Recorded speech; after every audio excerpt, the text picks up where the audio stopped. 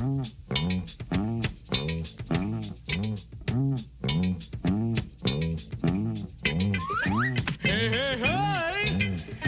time for Dopey. And I'm gonna sing a song for you. Dave Chris gonna show you a thing or two. You'll have some fun now with me and all the gang, learning from each other while we do our thing. Na, na, na, gonna have a good time. Hey, hey. Na, na, na, gonna have a good time. Dave and Chris coming at you with music and fun. And if you're not careful, you might learn something before it's done. Hey, hey, hey!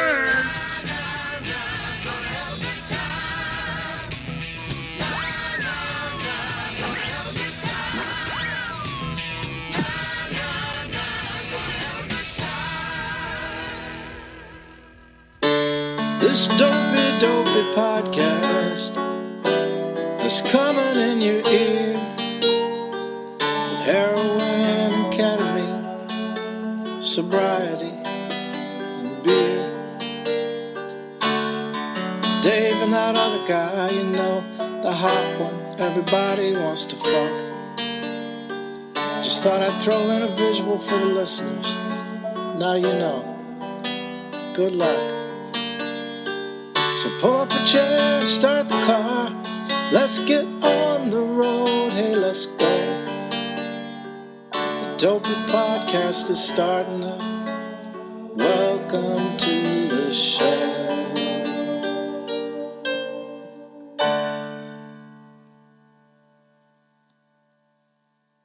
This episode of Dopey is brought to you by Oro Recovery, located in sunny Southern California, in Malibu and Silver Lake and somewhere in western Los Angeles.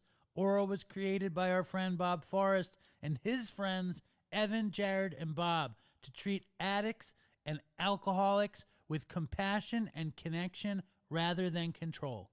They have decades and decades and decades of experience in treating co-occurring mental health disorders, including severe mental illness. They make sure that your detox is as comfortable as possible, which is very important when you're kicking heroin or meth or coke or alcohol or benzos or anything.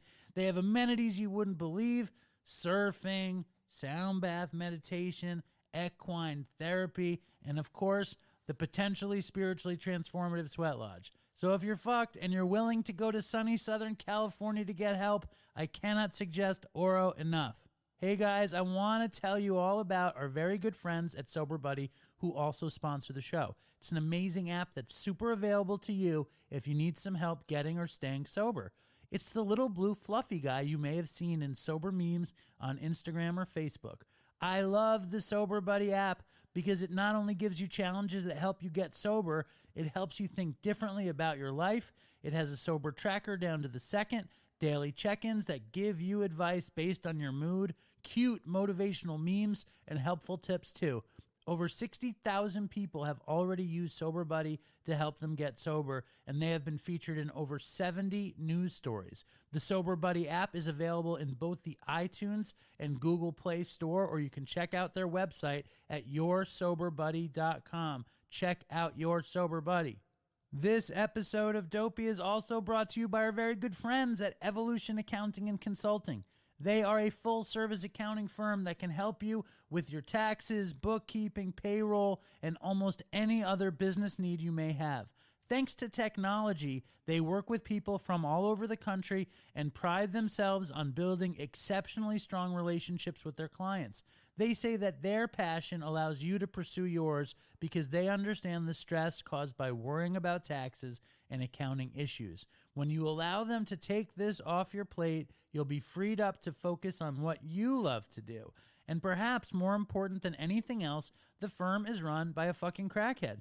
That's right, a fucking crackhead. Fortunately, he's been in recovery for years now and knows the struggle as well as the success. Use the promo code DOPEY when you connect with them at www.evolution-accounting.com to receive special discounts.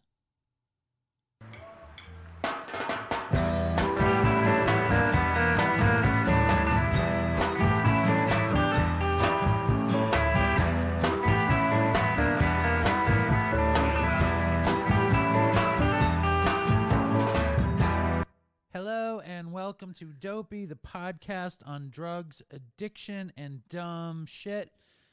And my name is Dave, and I'm now at home, and it's been a wild and woolly week. There's so much going on. It's a very exciting show. Lots of thrills and spills and the return of a special guest, and we'll get to all of that. But first, we have to talk about this weekend. This weekend is the Dopey Zoom Marathon. It starts today, March 25th, and it goes till the 27th.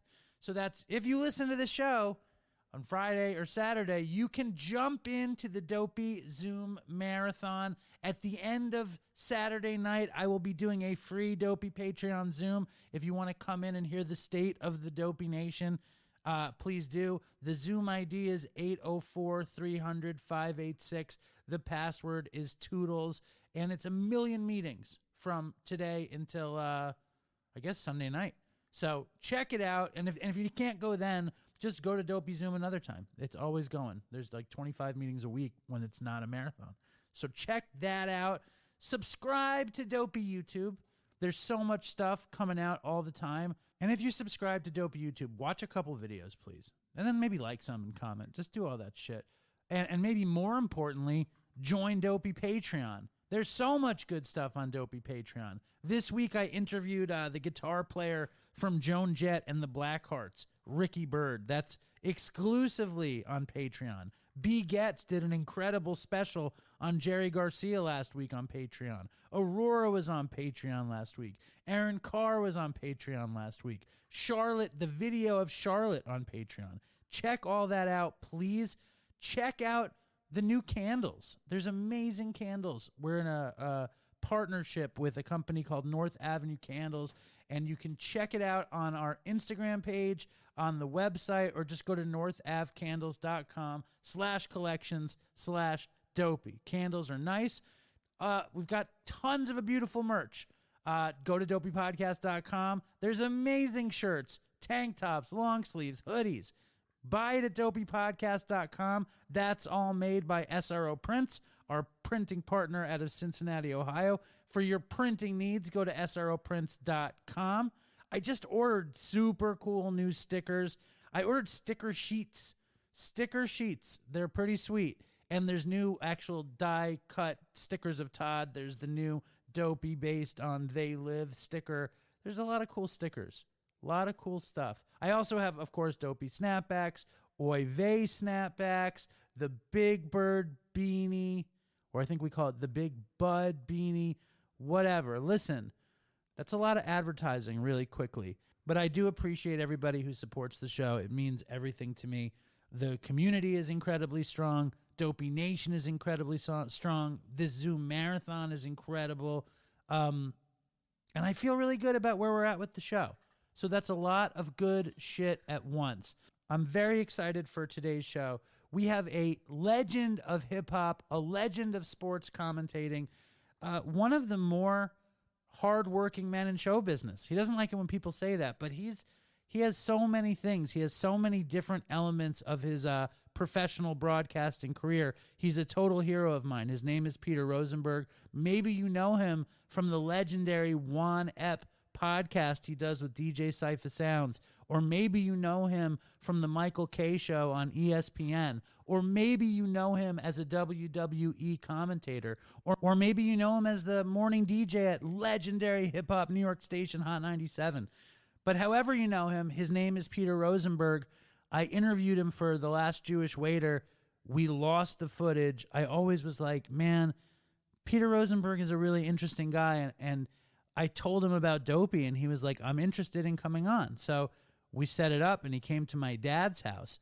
But before we get to Peter, I need to cop to the fact that I made a mistake. And the mistake I made, I had a fan favorite back on the show, the great Downtown Ray Brown. He's back this week. Somehow I deleted the first 5 minutes of Ray on the show. So we're about to start the show with Ray, and I just want to give you a sort of play-by-play of what you kind of missed. Ray came in. I said how excited I was that he was on the show. He claimed that he was excited to be on the show too, which was nice. And then he said he was nervous. And then I said, why are you nervous? And he said, I don't know. And then we kind of talked about like levels. We didn't talk about, taking a shower with his clothes on, or you didn't miss any of the old classic Ray talk. And then we started talking about headphones. So now you are going to join the conversation between me and Ray in progress as we talk about headphones. Yeah, it seems like I've become dependent on nice headphones. Yeah? But I do like a nice pair of headphones now. When I went to Guitar Center to buy headphones, and I picked out the cheapest one, and I took it up to the counter, and the guy goes, dude, really? He's like, spend $10 more and get this one. He talked me up, but... At B&H, when I bought this equipment, they wanted me to buy like the $100 headphones. And I was like, I can't. So I think these were $40 headphones or $50. Or maybe they wanted to sell me the $200. I mean, but they sound really good. Yeah, I have the $35 ones. Maybe that's what I don't like, this shit. People often complain that the show is too reverby. Oh, yeah? I get a lot of weird complaints, but who cares about that? Fuck them. You're back on the show. What's happened to you, Ray? I know what's happened to you, but I think when I recently I didn't put a post. Somebody put a post on Reddit, and they said, "Who's your favorite Dopey guest?" And someone said, Skinny Vinny. Yeah, they liked him. Yeah. Somebody said Jamie Lee Curtis. Someone said Danny Trejo, and 2 people said Ray Brown. Really? That's right. How you like that? I have to go look at that. And everyone that's a shout Only out. 2? Well, I think there were 4. I think you were 2 out of the 4 responses. I'm not really a guest. I think. Well, listen. The point is, you are ubiquitous when in the Dopey talk. Often, there's a guy out there who hates or who talks shit about Dopey all the time. Yeah. In the Dopey Nation, and there was a bunch of I Miss Rays out there. Oh yeah. It's out there. I Miss Ray. So I'm just sharing that with you on the show. Dopey Nation. You used to say, "What's up, Dopey Nation?" at the beginning of the show. What's up, Dopey Nation? So I don't think I did. You did. Okay. Yeah, I think you did. I think that was a thing you did. So Ray, it's been a while. Here we are again. Last time we were here, it was December. You know what would be great? Tell me. If we hadn't talked since Thanksgiving. Oh, if I didn't know anything? Right. Well, we went through a little bit of a tumult since Thanksgiving. Oh, yeah. It was a tumultuous couple months. Would you like to catch the doposphere up with the comings and goings of the great Ray Brown? Since Thanksgiving. Yeah. Well, it's Purim, so it makes sense that we would do a Purim check-in and a Thanksgiving What do you check-in. do on Purim? You get drunk and you wear costumes. And you Oh, go I nuts. remember this. Yeah, yeah. And you eat Hamantaschen. I went to a Purim party and we did all those things. Jews get nuts at Purim. Yeah. It's St. Patrick's Day in Purim. Notice how we didn't talk about St. Patrick's Day, but we talked about Purim. So are you prepared to disclose the terrible happenings of December? And before you do, Yeah. I want to make sure that you're okay to disclose the horrible happenings of December. I said earlier, it's okay. It's no big deal. I mean, it is no big deal because what the important part is, you look great. You should see him. One thing about Ray something that I wish I did was he coiffs his hair in such a way he comes walking down the street. You look like $1 million. thank you. Hold on, I'm going to give you. That's applause. I can't hear it. You can't hear it, but there's applause right now. So Ray, what the fuck happened? Well, nothing's happened in December. It happened in October. Really? November. Why did I think it happened in December? I was in Mexico. But that's what is happening. Yeah. That was in October, in early November, like mid to mid. And anyway, I went to Mexico, and I knew I was going to drink a beer on the beach. Cerveza en la playa. See. So that was the plan. I never made it to the beach just for other reasons. But the first night in Puebla, I had taken a plane and then a long bus ride. And I got there at dinner time and I went to a pizzeria and I ordered a beer. And then I ordered another beer. And then I had pizza and I went to bed. And then the next day I was in Oxo, which is like 7-Eleven, getting like OXO. OXXO, getting a Coke, and I saw, they sell liquor in the 7-Eleven here in Oxo. Fortified vodka. No, like Yeah, oh yeah. No, just like Bacardi and vodka, and just that. They don't have a liquor store anywhere, but that's where you buy it. And I bought it, and I started drinking on that second day, and then it like immediately went really, really bad. I mean, I was still having a good time, but I was immediately drinking like I used to, like every night. And then I started getting the DTs, which I'd never had before. Hold up. Let's go slow. Let's go slow down for a second. You had historically, gotten sober, weren't working a program, had a horrible relapse, worked the hardcore program. Oh, yeah. Fucking, cult within a cult, crazy sponsor. Yeah. Doing meeting, please. That stuff we were talking about this morning of that crazy sponsor, thank God for him, because he told me don't ever post anything on social media, which I pretty much haven't done for 2 years, and that was the best advice. That was worth going through all the other crazy stuff. Right. And then you had a falling out with him, but you didn't relapse. No, I didn't have a falling out. I just I didn't want to follow his program, and he goes, fine. That's cool. Good luck. You had an internal falling out with him. It wasn't like a fight with him, but it was like a big fucking thing. It was like when I realized it was a cult. That was like, what the fuck? But a lot of good things came out of that, and I didn't get sucked into a cult and whatever. But yeah, he told me don't ever post on social media, and it was like such great advice. Well, I think it is great advice, and because social media is a very weird, evil, addictive He's like, it's force. just like drugs. Like there's never enough. It's crazy. Like I find it. Like I've been playing these horrible games on my phone. These shape games. Like, I've seen those. And like I used to be like, this game is incredible because finally I have somewhere to put everything. Yeah, it all fits together. And now I'm addicted to it.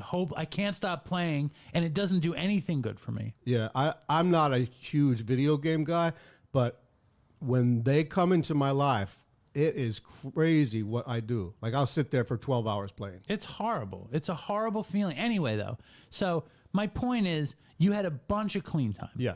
And then you've been planning this escape to Mexico for years. Yeah. It was going to be a long-term escape, but you were in recovery. You were totally sober. So when was the decision, I'm going to drink una cerveza en la playa? I don't know. It was before I left.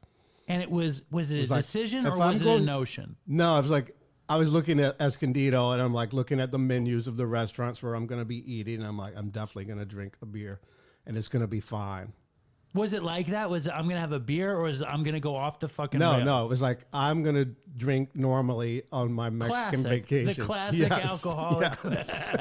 I'd be like, no, I'm going to drink a bottle of vodka and pass out in my hotel room. That wasn't the plan. It was like, I'm going to smoke crack at the shittiest motel I can find.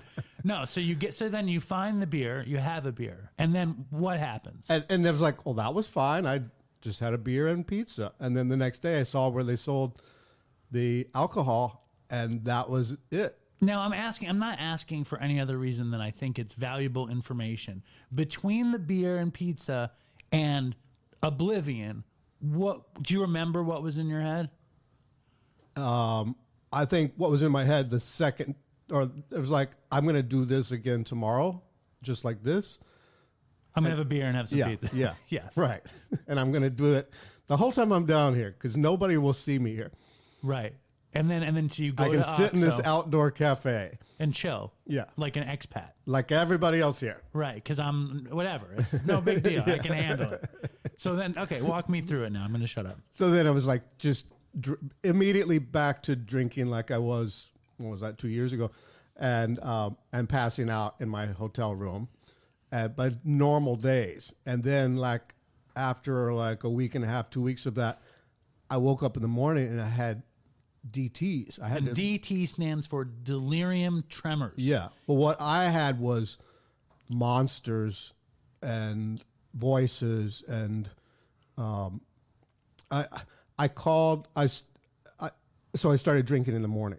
That made it go away. So that was like a new, like, wow, where am I now? Because now I'm waking up, drinking, going to breakfast, and then what were you drinking at? We were drinking before breakfast. Yeah. I would wake up in the morning. I couldn't function. Yeah, you were sexting me a bit from Mexico. I should have known that Was something I? was wrong. You mentioned something about my Coke can dick in a text, and I was like, something's happened with Ray. This is not a typical Ray Brown text. I'm gonna look up that's gonna be a long scroll back. Yes. But yeah, so I was having this, and I couldn't function. I couldn't get out of bed. I was like seeing things. It was terrifying. Hold on. You're in that first week and a half. What is the first week and a half like? The first week I was in Puebla, and then I got on a bus. We were talking quite often. I know, and then I went to Oaxaca, and that's where it really kicked in. And was there something in Oaxaca that was especially triggering? No, it's just like once it started, it was not stopping. So I'm Googling rehab in New York.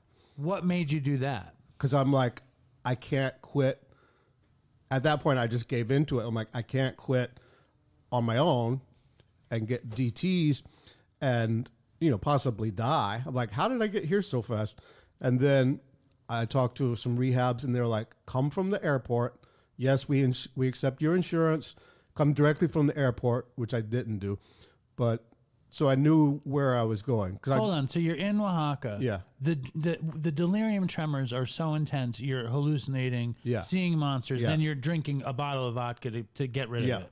And are you shaking? Like, I've never had delirium tremors. What is exactly? Is it tremens or tremors? Tremens. Tremens. I don't know exactly what it means. What is it? I was hallucinating like monsters. This like when people see pink elephants, like that kind of thing. I was just seeing crazy things. Scary. Really scary.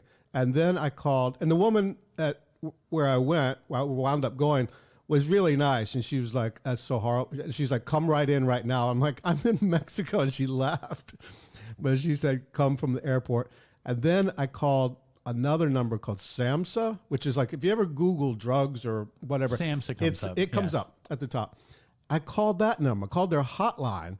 And the woman didn't have a clue about anything.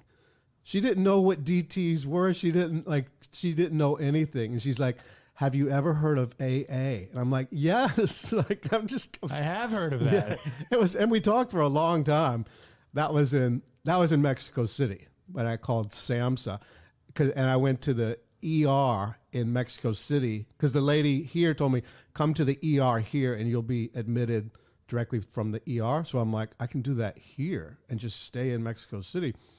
And so I went to the hospital there, and it was like so confusing and so. What else was happening in Mexico? You had gotten to a point. I mean, like, that must have been terrifying. You're in another country. I'm like, how do I get home? You're out of control. I can't get on a plane because you were just too fucked up. Yeah. So I don't think you told me about checking into the hospital in Mexico. Yeah. I didn't check in. No, I went to the ER, and I was like, this is not going to work. What did it look like?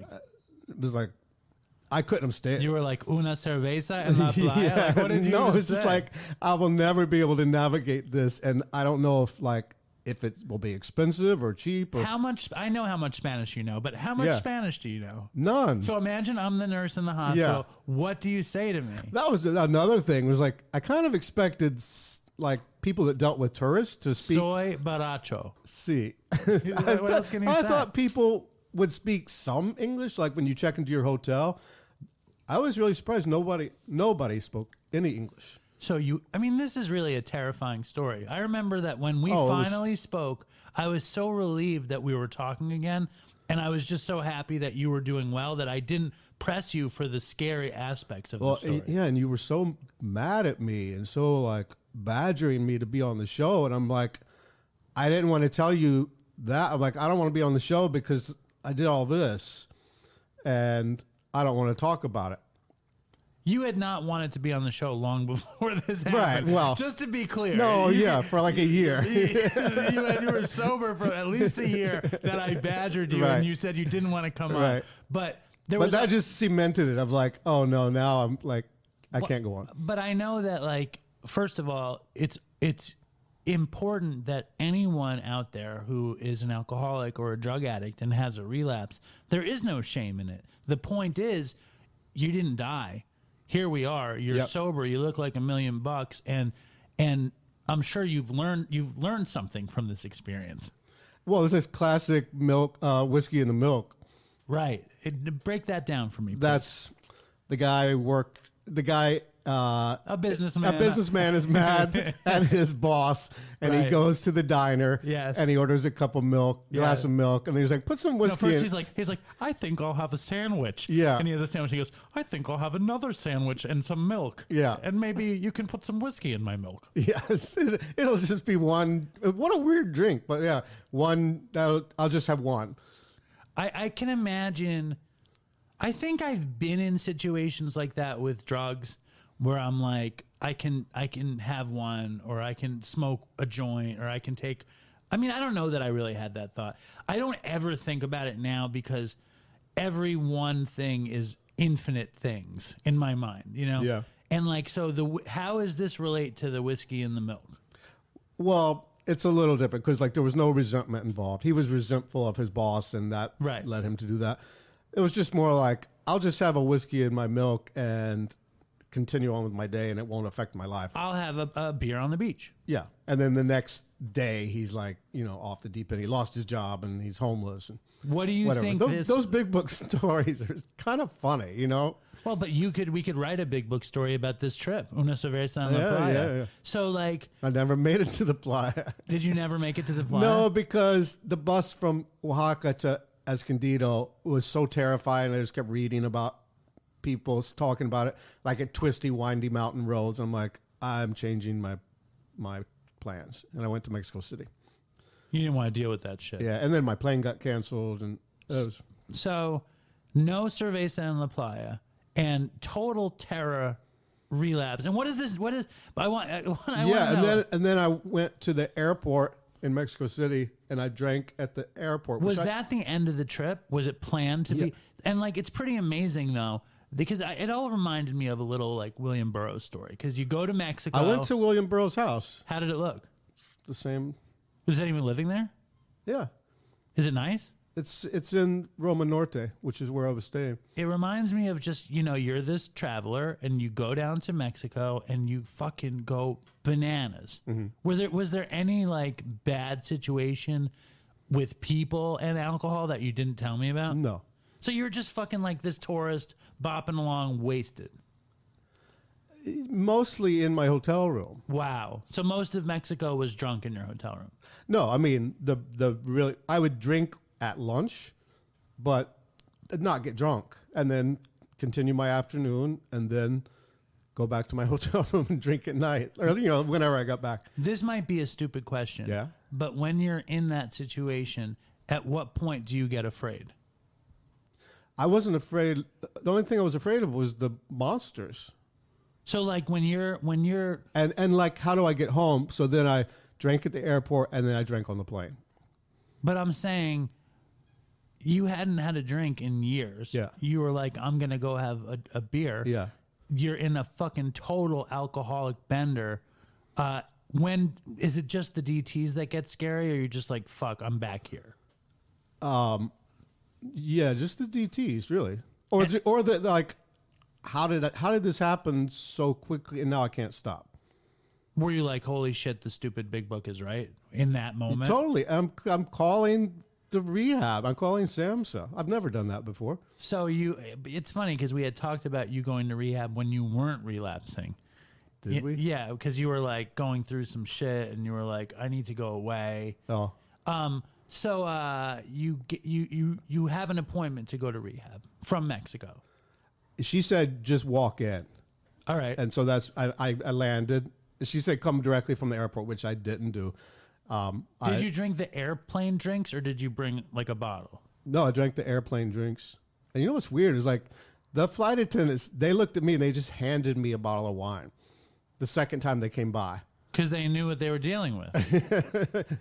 For free, And then I landed here, and I was like 2 days here. And then I went up to it's on the Upper West Side, and checked in for a 28-day. Oh, I'm going to Florida in a few weeks. I can't go there Drunk. like this. I can't.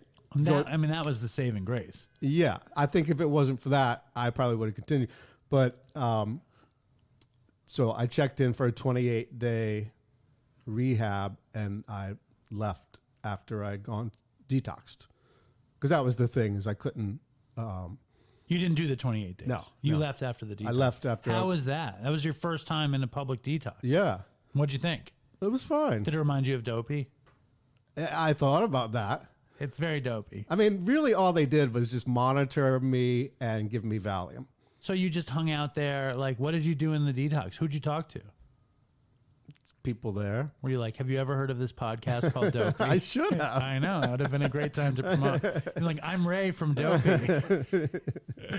Wow. So, like, how are you doing now? You refuse to go to meetings, but you're not drinking, and you got the fucking shot. Oh, yeah. Then after that, when I left, they were like, we suggest you stay. And I'm like, I couldn't. And well, you could have, but you decided to go visit your family. Right. And they said, we suggest you get a prescription for naltrexone. So I did that. And you were like, this is awesome. I don't have to go to meetings, and I'll stay right. sober. It's a pill. It's amazing. And that was it. And then I went to Florida. And then everybody in Florida is like drinking constantly because that's my family. And do they know your deal? Oh, yeah, yeah. And they don't care. Because you don't tell them. It doesn't. Does it bother you? They listen to Dopey. Oh, God. I know. Oh, my God. One of them found out, like two of them were talking about it, and the other one was like, what is that? And they're like, it's a podcast that Ray's on. And she's like, I want to listen to it. Oh, God. So how long were you taking the naltrexone? Did you get the Vivitrol shot? No. That's expensive, and my insurance didn't cover that. I mean, maybe through rehab, but no, I took naltrexone for 2 months. And why did you stop? It was expensive, and it was like, I didn't think I needed it. It worked. I tested it. It worked. What is the test like? I took the pill and then drank, and nothing happens. It's like pointless. Nothing. There was a woman on the show, a young comedian on the show who I heard that she was testing naltrexone and she felt the alcohol a bit. Oh, I didn't feel it, and I drank a lot. Why did you? Because you wanted to get drunk. Yes. Yeah, because that's what I did. I mean, like, that's what I've been doing. But I wanted to take that pill, and then I drank the vodka, and I'm like, this is like drinking water.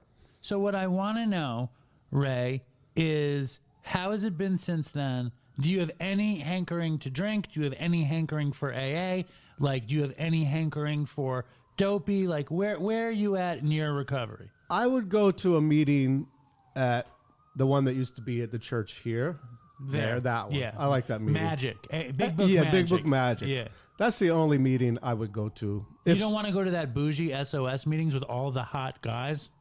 Oh, you 12th told Street? me about that. No, I've never been there. That's a meeting for you. Early in the morning, 3 blocks away from your house. Right. You know? Maybe I'll go to that. I think you should. I know somebody else that goes there besides you. I forgot who. I would come in early and go with you. Really? I would. Okay. All those hot guys, I'll go.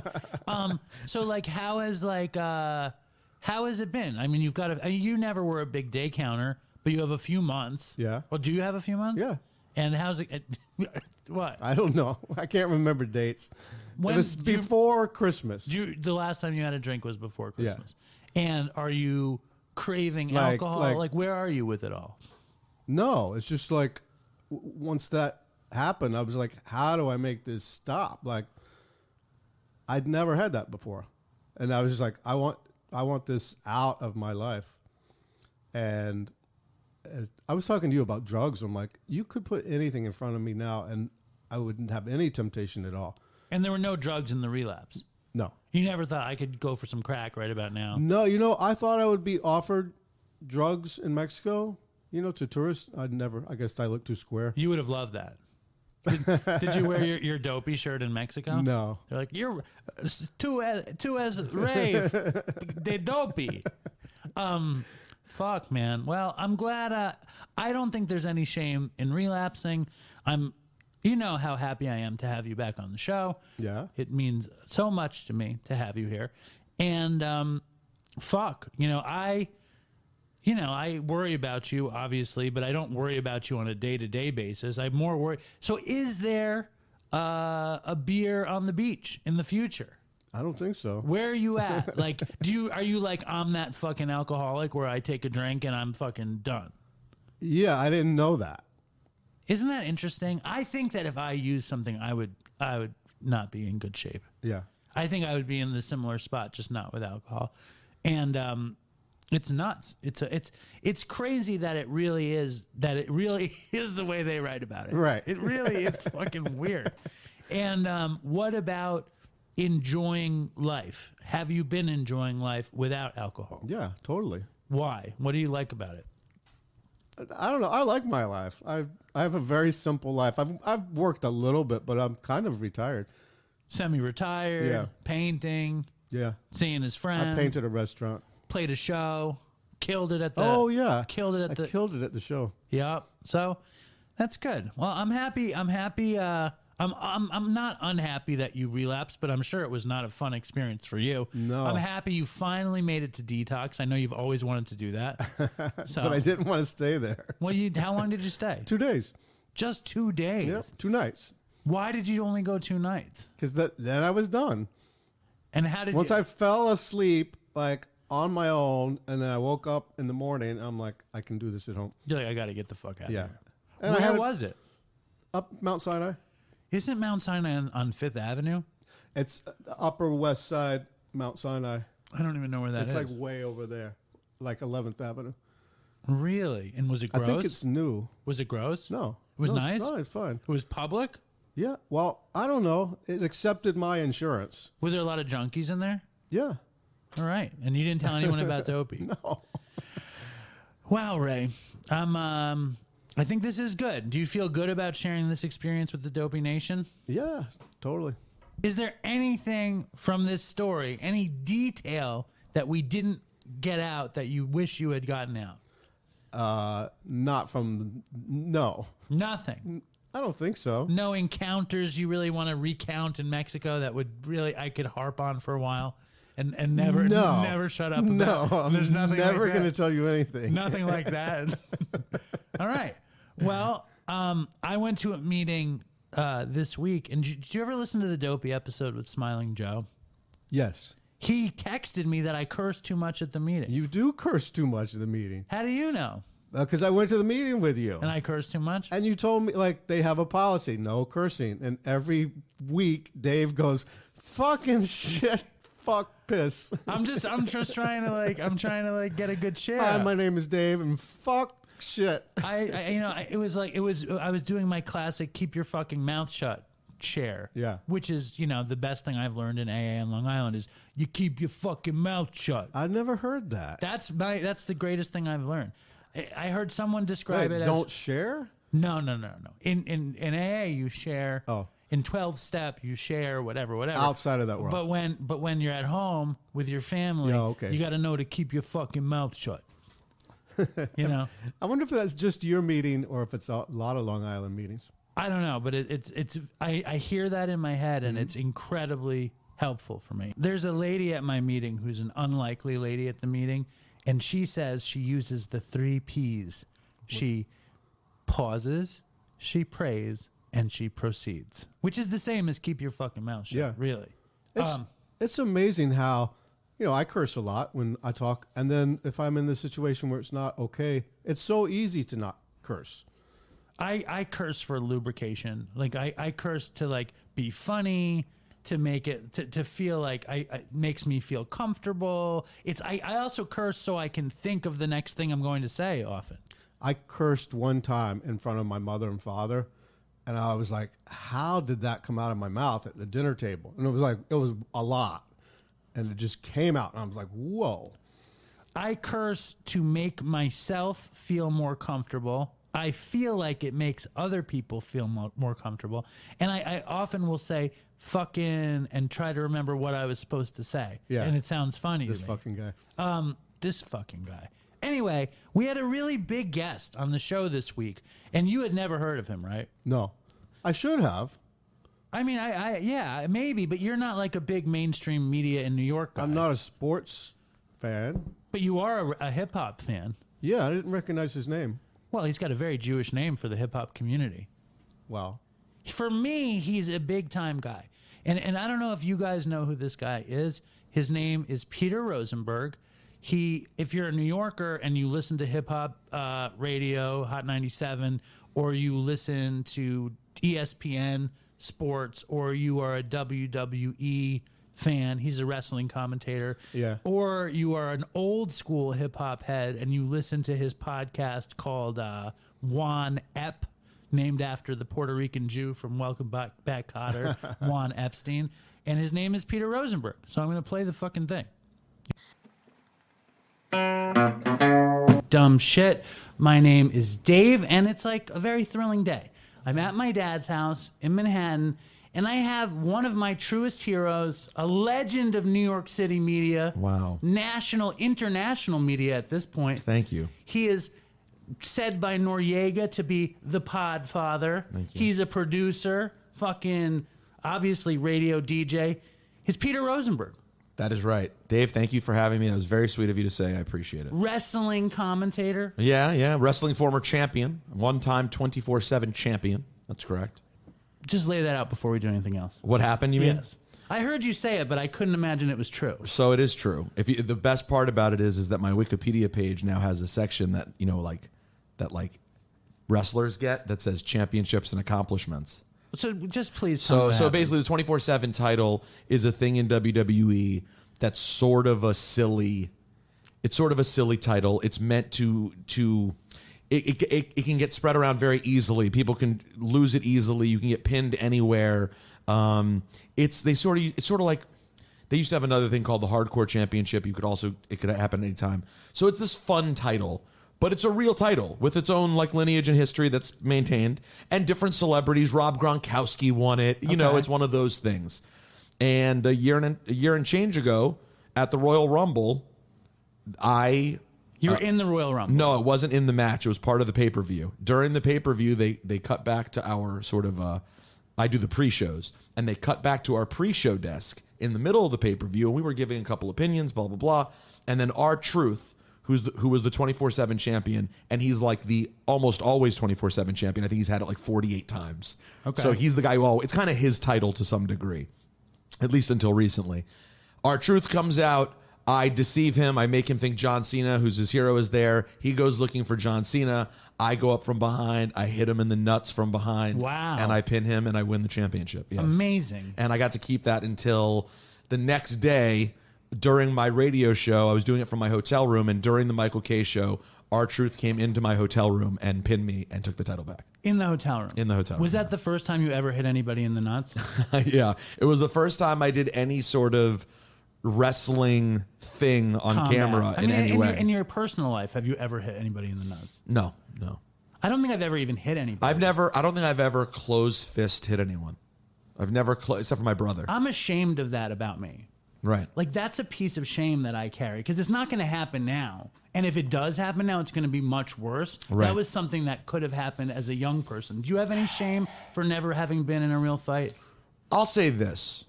Yes, I do. I've had these near things happen, and I because I'm it runs in my DNA to be able to get into that state of someone who could fight. Okay. But I am a pacifist by nature, truly, maybe not by nature, in belief. I am a pacifist by in all situations. I always think you walk away. I always think the smartest thing to do is not have something terrible happen.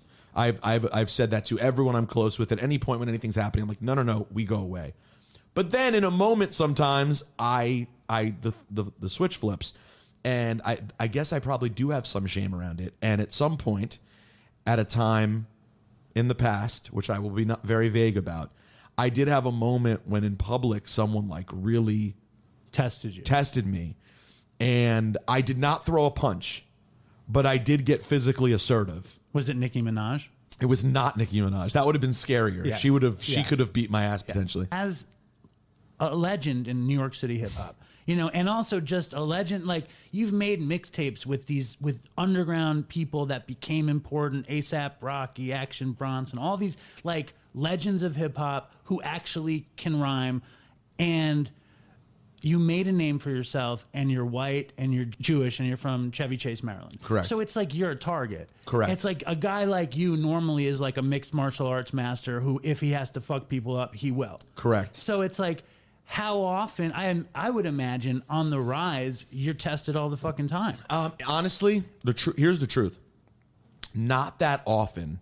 In hip hop, generally the way I'm greeted, even if someone doesn't like me, it's never aggressive because I don't put out aggressive energy At all. And so generally, I don't want to say in hip hop, but in the New York streets, period. And not that I'm that familiar, but I certainly have, had my moments of being around people who've put me on game about like what's what.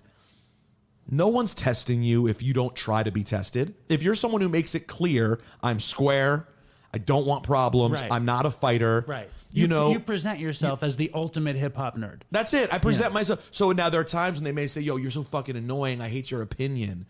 But I don't present myself, I don't puff my shoulders up and try to let people think that I'm tough. How often does that happen that people even say, you're annoying, I don't like your opinion? Not often. Because like working at Katz's, I'm very involved in the Dominican world of New York City. Like I was just talking to one of my friends who's a huge fan of yours, and he, I'm like, what should I ask Peter? Blah blah blah. And he was like, well, Peter's a fucking hip hop head to the core. And when you can win over the most New York City people because you actually love rap music so much and hip hop culture so much, it's amazing. And it's also like, I grew up here, I grew up on 27th and 8th, and when I talk to people all the time about grunge, like I didn't listen to grunge music as a kid. Again, I think I was a contrarian, and I somehow didn't feel a part of it. But I knew everything about hip hop to the point where like we're freestyling in the stairways, smoking blunts and whatever, and I was taking acid and thinking I was a rapper until I had that horrible ego moment where I was like, I'm not a rapper. For you, like, how did the love of hip hop start, and were you ever freestyling in the stairwell? Well, no stairwell because I was in Chevy Chase, Maryland. We didn't have stairwells. But eventually you had stairwells. But eventually there's a stairwell. Yes. How did it all start? I guess Say it one more time because I was focused on the stairwell. Let's just go to what was the first time you were like, I fucking love hip hop? This is me. So, late 80s, 87, 88, 89. My brother was getting very into it. He's 4.5 years older than me. We would visit my grandparents in Queens, in Rockaway, and we'd listen to the radio. My brother would turn on BLS and Kiss. And I loved the feeling of the radio, the hip hop radio, like hearing Red Alert and Marley and those guys, just what mix show sounded like. Like for people who don't know what a mix show is, if you're not a hip hop person, a mix show on the radio is when it's the time of the day when it's not a DJ talking and just playing a song and then playing another song. It's the time of the day, usually night, unless it's the weekend, where DJs are mixing records, and then when the jocks talk, they're talking over the instrumentals, right? So, but it's a constant mix. In radio, we call that mix show, right?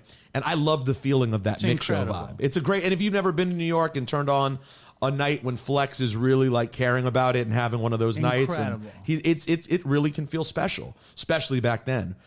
So I got very into it then, and it started. Honestly, the first rap song I remember really is like "Parents Just Don't Understand," Jazzy Jeff and the Fresh Prince. Which isn't stated enough when people talk about sort of the songs. It's often overlooked. Often overlooked. Yes. It was a huge, especially if you weren't from the city, if you were like a white boy from the suburbs, the likelihood that Fresh Prince brought you in first is very high. Sure. He was such a huge crossover star. That song was so big. And then, listening to the radio with my brother around that time, I'm like 7, 8, but he's 11, 12, 13. So he's getting into his music phase. And it's still rap. No matter what Parents Just Don't Understand it's totally hip-hop. Oh, yeah. It doesn't matter how cheesy it is now. At the time, it's your foray. You're like, oh, this is cool. I like this. This isn't singing. The beat is good, too. Right. It's very catchy. There's something here I really like. And then it went from there. And yes, did I ever freestyle early in high school? Me and my friend Judson did mixtapes together. And on the mixtapes, I would like freestyle at the beginning of my mixtape, like doo-wop, like DJ Doo-wop would or something, which was a thing that there were DJs who would rap on records too. So I would rap on my mixtapes, and then him and I would sit around and record freestyles like into our mixer. So we'd like pass the mic back and forth. I found a tape of it recently. How is it? Terrible. Okay. Absolutely terrible. And like sexual and weird and homoerotic and everything you'd expect from 14-year-olds with microphones. Amazing. But yeah, I knew that rapping was not going to be the thing. I knew DJing and talking was probably going to be the thing. And did you ever, I mean, like in all of my research, which, I've done a little bit of research, I never knew about you in terms of your actual DJ ability. Mm-hmm. How is your DJ ability? I'm solid. You can mix records and stuff? Oh, yeah. Do you love it? I do. I still have a great time doing it. I can blend records. I have a couple of scratches that sound good. I'm a good DJ. And by the way, if it's the right party, if I get booked for the right party, I can kill it. That's what my friend was saying. Toast, my guy at Katz's, was saying, yeah, he was DJing at Sweet Chicks. And I was like, I don't think he DJs parties like that. And he's like, no, he fucking DJs parties. No, occasionally I do. I will come out and DJ a party, and I can rock a party. It's just, I try to get booked these days. Like back in the day when I was first trying to get on up here, I might get booked for something that was too commercial, and I'd have to play like all the current club stuff, and it's already not where my heart was. Now that I have more of a brand, if I get booked, they want me to show up and play what I play. All the classics. So it's like, come play classic shit. Like next week, I'm hosting a release for Phife Dawg's posthumous album. I'm a DJ set there. I'm playing Tribe. Like it'll be a super easy, up my alley. I know everything about every record. So I'm a solid DJ. I'm not a great DJ. My partner Cypher Sounds on one app, much better DJ than me. I'm certainly not a great, but I can get it done. Now, when you come up, and when I came up listening to hip hop, smoking pot was always a part of it. Mm-hmm. I think it was great for me that smoking blunts and hip hop went together because I really liked smoking weed. So to do that, it was it made me kind of feel like I was down because in any situation I could smoke as much weed as anybody and I could sort of feel a part of. Was weed a thing for you? No. So I was completely sober until I was 25. And what happened at 25? 25 after, and remember, this is a big deal. Like getting through, as you know, getting through high school in the 1990s and not drinking was a big thing. The amount of pressure, it was constant. Why didn't you drink? I just always thought it was lame. I just always thought people were trying to be cool. I already felt I was cool. I thought, why do I need something to make me feel good? I already feel good. I had a girlfriend for most of high school, so I wasn't trying to hook up with anyone. Right. It was actually long distance for 3 years in high school. Like we were together freshman year, and then she moved, and we stayed together. So I wasn't trying to cheat. I wasn't trying to be drunk with girls. I just didn't see the upside. There was nothing for me. When I was in high school, I was like, you guys are not yourself if you're fucking drinking. Right. I was like, you're not being, and I didn't have this language, but I was like, you're not being your genuine self, your truest self. I was like, this is bullshit until I felt totally alone. And my body couldn't really handle alcohol, but it really could handle weed. Right. For you at 25, what changed? So the weed where are thing, you working? So at 25, now I've made it through all of college without drinking and smoking. Being at the radio station, meeting tons of rappers. When they're smoking blunts, what are you doing? Nothing. You're just chilling. Chilling. And that's okay. And I was fine. I felt no pressure. I didn't give a shit. No pressure got to me about that. I'm not saying I didn't have days where it was annoying, where I'm like, you show up to a party and you're 21 years old and it's now been 5 years of not drinking, and I get to the party and someone's like, yo, Rosenberg, just have one drink tonight, man. Have one drink. And I'd be like, the only way I'd feel was I'd be like, bro, you think tonight's the night? You know how many people have tried to get me to drink? I just met you, dog. Everyone's tried to get me to drink for 5 years. I'm not taking a shot with you tonight. You're being insane. So what was the thing? So at 25, I'd recently gone through, and it really now ties together and makes sense for the rest of my life. I went through a breakup.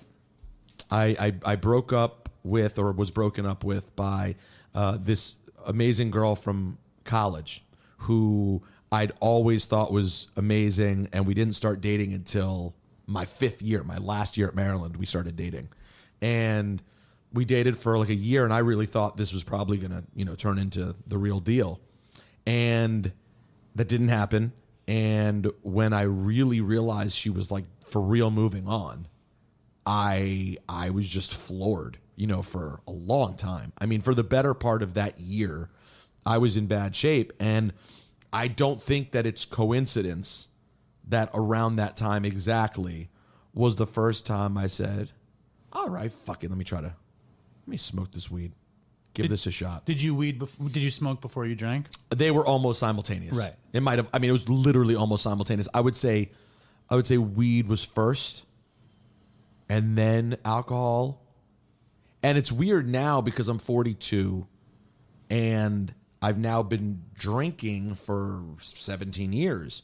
So people who don't know me that well would probably just think of me as like, oh yeah, Rosenberg drinks. And I'm like, you don't understand. That's funny because like in my mind, I'm still not a drinker. I'm still someone who does now drink, but I'm not really a drinker. I can't get wasted. If I have a couple of drinks and start to feel it, I just switch to water. Like it's not I'm not a natural drinker. It just never, but it did as the years went on and finding happiness gets harder. It did sort of become the lubricant for me that I think it does for a lot of people, which is a dangerous place to be in for a lot of people. For me, it's never been a problem point for me so far. I do think about it at times. Like I'll be like, especially during the pandemic, I started thinking like, well, now I'm drinking at home, now I'm drinking with people generally, but then sometimes I'm just watching wrestling on Zoom with my friends. I don't need to drink here, but I'm gonna have a drink.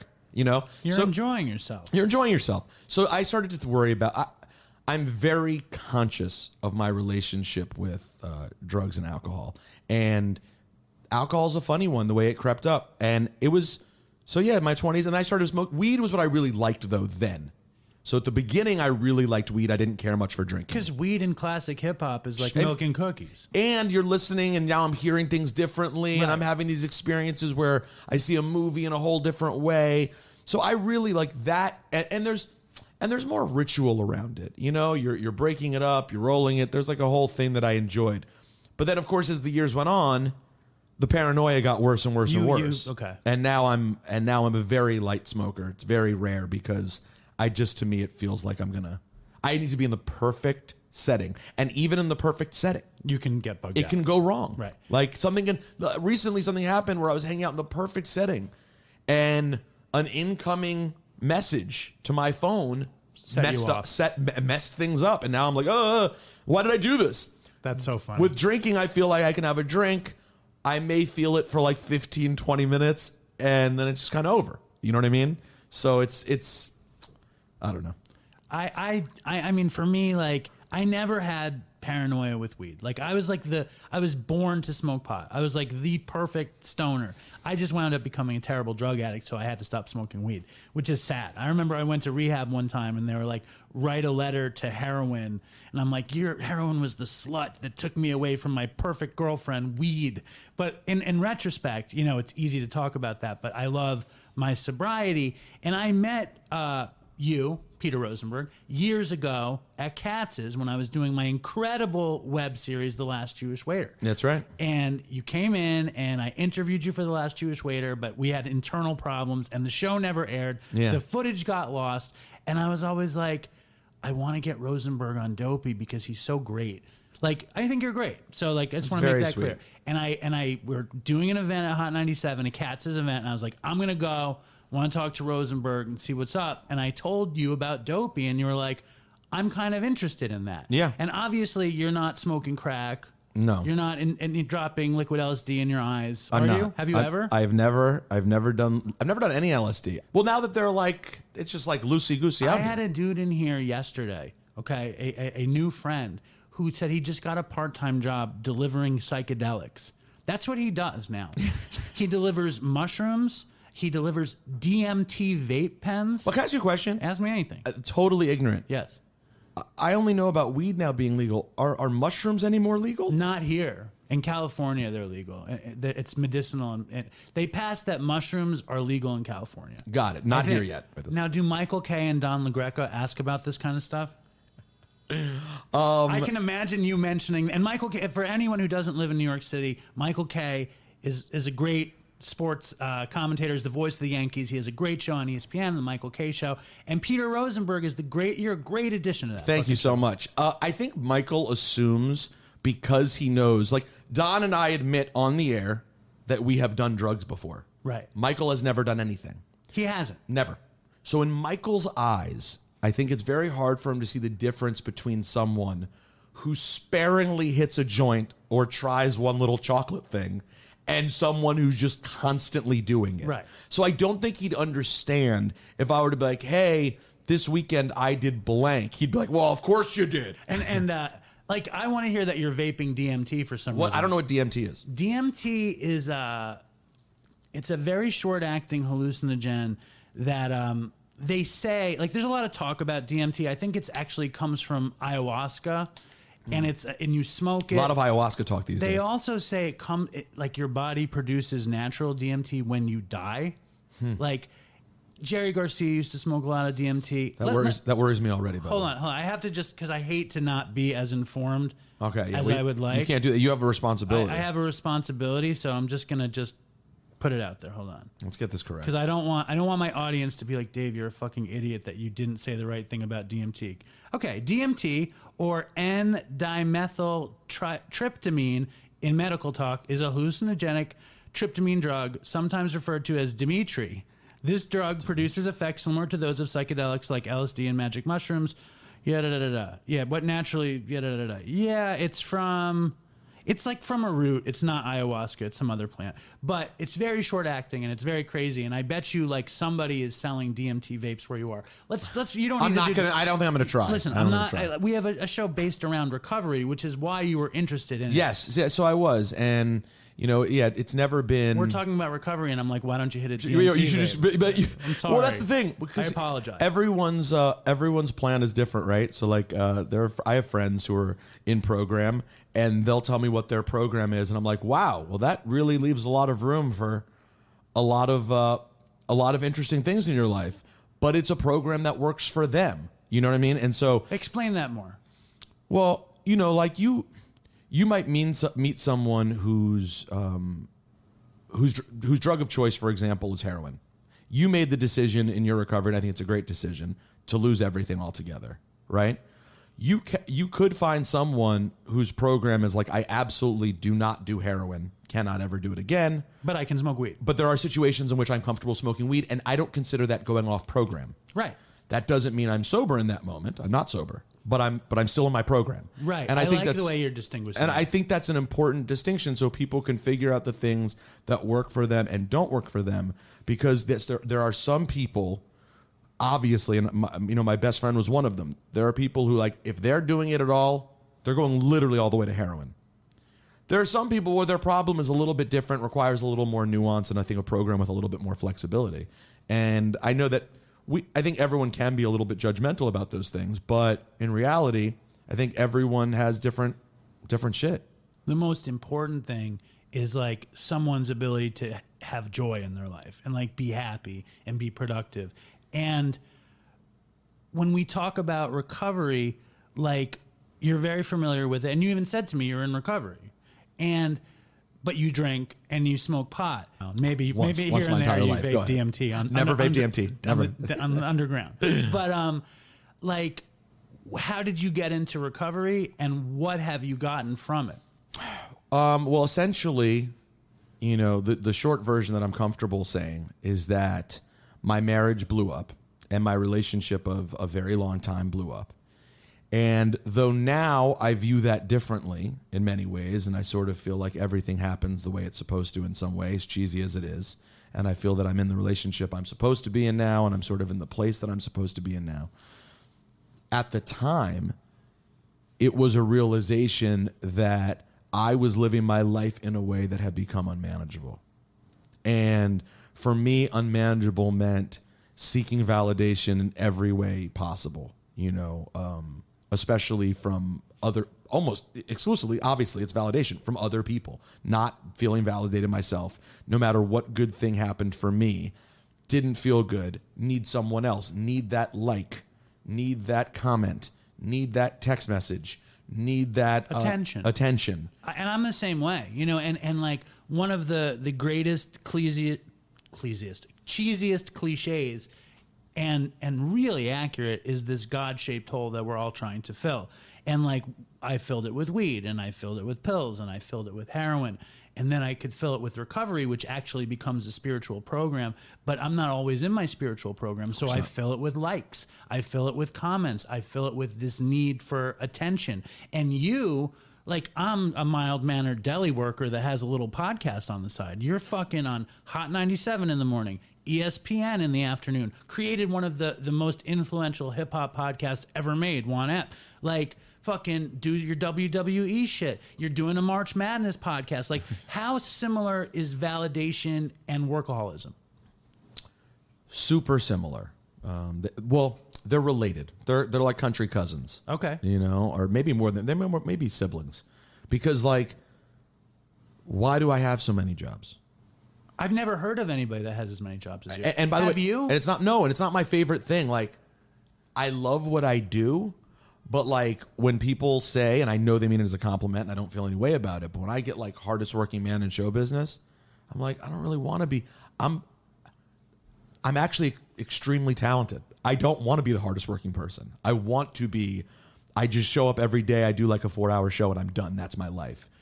The radio business changed in many ways, so financially that didn't really become a plausible situation for me.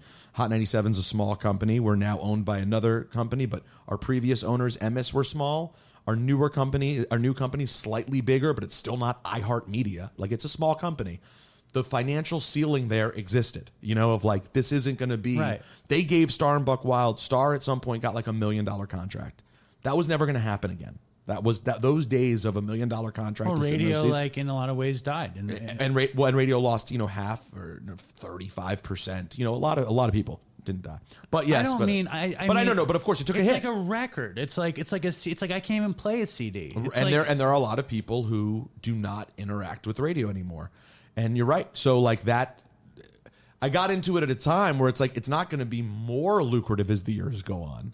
So I had to figure out other things to do, but simultaneously, it's really hard to draw the line of distinction between I'm doing it to get by and make money, and I'm doing it because I have to get bigger. I have to get more famous. I have to be more recognized. I mean, come on, like that stuff's very real. And radio, man, for someone who has a validation problem, I picked the wrong field because, like, yes, people see you on YouTube now, and I do TV for the K show, but like, it's a job where you get a lot of.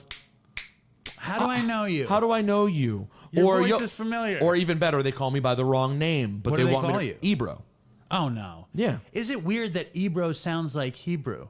Is that on purpose? By the way, I've never thought of that, but it is interesting. I wonder if that is even subconsciously in people's brain. I thought that's what the whole shtick was until I met him. I thought it was like this Jewish black show, Ebro with Peter Rosenberg. Like, I had heard Hebrew. You've never heard that before? Never heard that before. It's so funny. It's his nickname because his real name's Ibrahim. Isn't that funny? Yeah, and his nickname's always been Ebro. So, it sucks. You're looking for validation, and people stop you on the street and call you by the wrong name, or you know you're not as popular on social media as the next thing, which is constant. Yeah, I'm definitely not as popular on social Dude, media as the next thing. There's no version. I want to know who the happy person is on social media. It's never enough. Like maybe Logan Paul or something, or Jake Paul, or like, you know, one of those people. No, maybe. But it can't be. But they want to be accepted as mainstream. Right. They want to be. No, they have to box. Right. They have to be respected as boxers. They need a show on. By the way, Logan Paul is doing a great job at WWE. I want to give him credit. What is he doing? He's doing a little run up to WrestleMania, and I'm actually excited for it. He's very good. Is he fighting? He's in a match. He's in a tag team match. Him and the Miz against the Mysterios. I'm friendly with Mike Malak. He's been on the show. He's a fucked up drug addict, and he's great. So I'm only privy to the Logan Paul universe through that, and I saw you talking to Logan Paul. Yeah, I've been very impressed by him. But even him, they need to do more stuff. Also, everyone's doing more, do more, and I guess what sort of realizing how problematic for me that is it just allows me to understand what my baseline is. I know what I'm doing now. I still do it sometimes. But I'm now like firmly and keenly aware of when I am just seeking it out. Self-seeking versus self-searching kind of thing. Yeah, and it doesn't mean I always stop myself. But I try to cheap high. And it goes away so fast. I know. It's You like know, DMT. It's like It's right exactly like my experience with DMT. So let me ask you this. When did you seek help? When did you seek community? Like, when did you say, holy shit, I'm having an issue here? Well, it was basically the second that my marriage exploded. Like, that was on like the first day was like a Wednesday. That week, I immediately sought help and started trying to look for a place that I could go to talk, because like I realized that I was doing things that were not in my character anymore. And I was like, I mean, my life's become unmanageable. When your wife leaves you, that means your life as you know it is no longer manageable. Did somebody take you to a meeting? Did you call someone you knew? Like, how did it happen? I looked around. And Okay. I mean, listen, if you're smart, we're all dumb, right? That we have to get to that point where something bad happens. We have to hit a bottom first. But if you have half a brain, when you hit the bottom, you're aware of what that bottom is. Like, to some degree, if you're like, oh, I know what this probably is. If I'm thinking about myself honestly, what is the best fit for me as someone who constantly needs people to make me feel better? And I'd been dealing with it in therapy for a long time.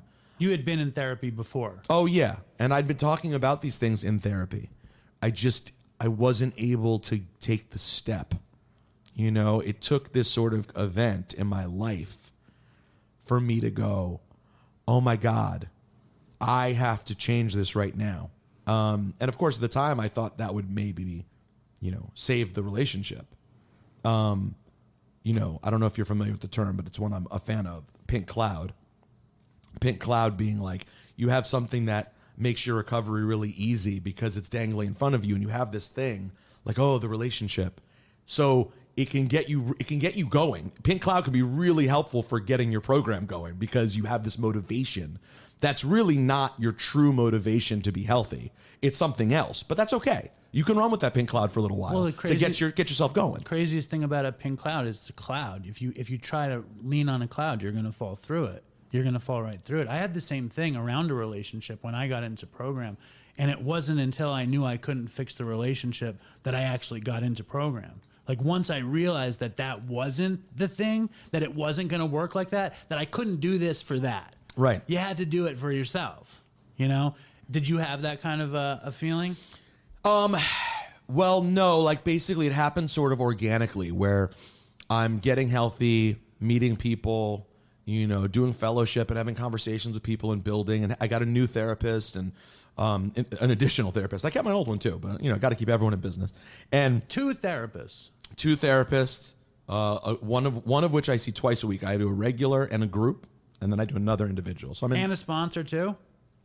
I've been sponsorless for a long time. I have to be, if I'm being fully honest. That's not good. I know. But a therapist is not necessarily a therapist is not a sponsor. No. A therapist is not a sponsor. But I mean, again, that goes back to what I was saying before. And I know some people say this is bullshit, but that's what goes back to, again, about keeping your program and what works for you. Sure. You know what I mean? And don't get me wrong. I think it's important for everyone who's in 12-step to, really try in earnest to complete the steps. Like that's an important. It's worth doing it if you're doing it. It's an important thing to do, but it's not the only thing.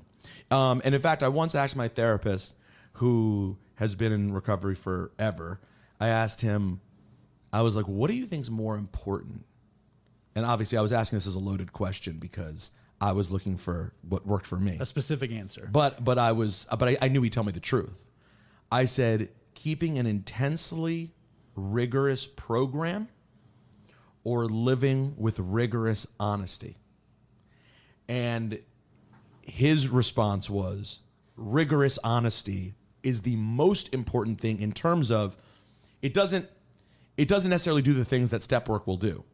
But in my case, living with rigorous honesty literally will keep me honest. So if I'm being forced to be kept honest with myself in my life, as a result of that, all of my decisions are going to be better. Perfect world, you're doing both. You're living with rigorous honesty, you're keeping a great program, but we all have our moments. A rigorous, honest life is a baseline for a great program. And it's also just like, you can't really get fucked with if you're actually living with rigorous honesty. No, it's so freeing. Yeah. Oh my God. It's like, man. And once you really start. So here's the thing. My nature is to be honest. I hate lying. Always hated lying. Never was comfortable with it. Felt immense guilt around it. Didn't lie to my parents. told my parents too much stuff. I mean, when I was a kid, I was really, I'm a natural born snitch. Okay. As evidenced by me doing this podcast. You haven't snitched anybody out. No. Just where the bodies are buried. No, exactly. No. Just in terms of myself, like I really do prefer to be honest. But when you start seeking validation all the time and you're in a relationship, well, now living with that honesty becomes a challenge. So you start living with lots of plausible deniability. Well, no one ever asked me directly about this. But like, that's how crazy I am. I had things in my life where I felt guilty about it. If my wife had asked me straight up, when you were in LA, did you hang out with that person who you used to be friends with? If she had asked me straight up, you would have had to say yes. I would have had to say yes. I could not have looked her in the eyes and been like, no. But you lied by omission. But I lied by omission. Right. Which is really like horrible creep. It creeps yourself out because you're like, I want to just say it and she's not going to ask me and I have this thing over my head. And so now, you know, in my version of life now, it's like, I love not having omission, you know, like I have to pick my battles to not reveal too much for no reason. Like I just enjoy. It's a fine line. It's a fine, because you don't need to tell someone every feeling you're having at every single second. That could end up just being hurtful, and you're just not being kind anymore. You're just giving them too much information. It's like where I go to 12 step. It's long, like I go in Eastern Long Island. It's a bunch of like total fucko guys. My sponsor has real deal tattooed on his knuckles, but it's REEL. He has a big tattoo on his neck. He's a contractor, and everyone's like, "Just keep your fucking mouth shut." That's the only thing in Long Island 12 step that means anything. Just keep your. And then my sponsors, my therapist is like, "You need to talk about this. You need to tell her what you need." I'm like, no. When I listen to my therapist instead of my sponsor, I get into trouble. When I keep my fucking mouth shut, everything kind of works out. It's funny though, because it's like, I'm like you. I want to say everything. I want to confess everything. I want to give my opinion about everything. But that keep your fucking mouth shut, man. It's like that. It's great for me. Well, the beauty is that if you start living, if you make rigorous honesty your priority, where you know you're going to be honest with the people you love, there's not a lot you have to omit. Because you're generally making decisions that you're comfortable with. In my world, it's like we went and we bought a sectional couch. Like, you know, I was like, my wife was like, I want to get a sectional couch. And I was like, okay, I guess I could figure out a way to get a sectional couch. And we get a sectional couch and I come home and I see it and I'm like, it doesn't look right. It's like, it's a little, it's not in the room right. It's like in too much. If I was listening to my sponsor, I'd keep my fucking mouth shut and not say anything about this couch except how amazing it is. Because it could create a problem. And it did. And we're trying to avoid a problem. Exactly.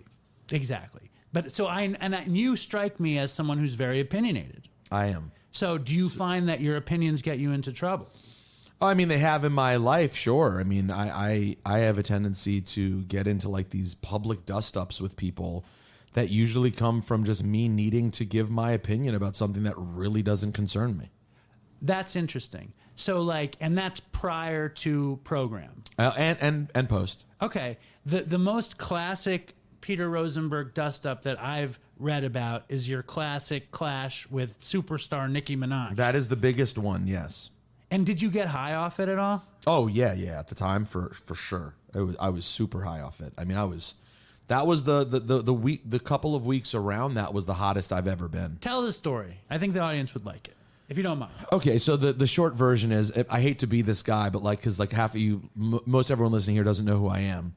But you don't know. But the people who are listening are like, well, this is the story I know, but I'm going to tell you quickly. So this is the thing I tell in every interview, but Uh-oh. Now I feel bad that No, you should. It's part of my story. I think the Nicki Minaj contingency of the fan base will be like, I know who Nicki Minaj is. Right. No, it's an important piece of my story for sure. So in 2012, we're doing our yearly Summer Jam concert, which is Hot 97's huge hip hop concert.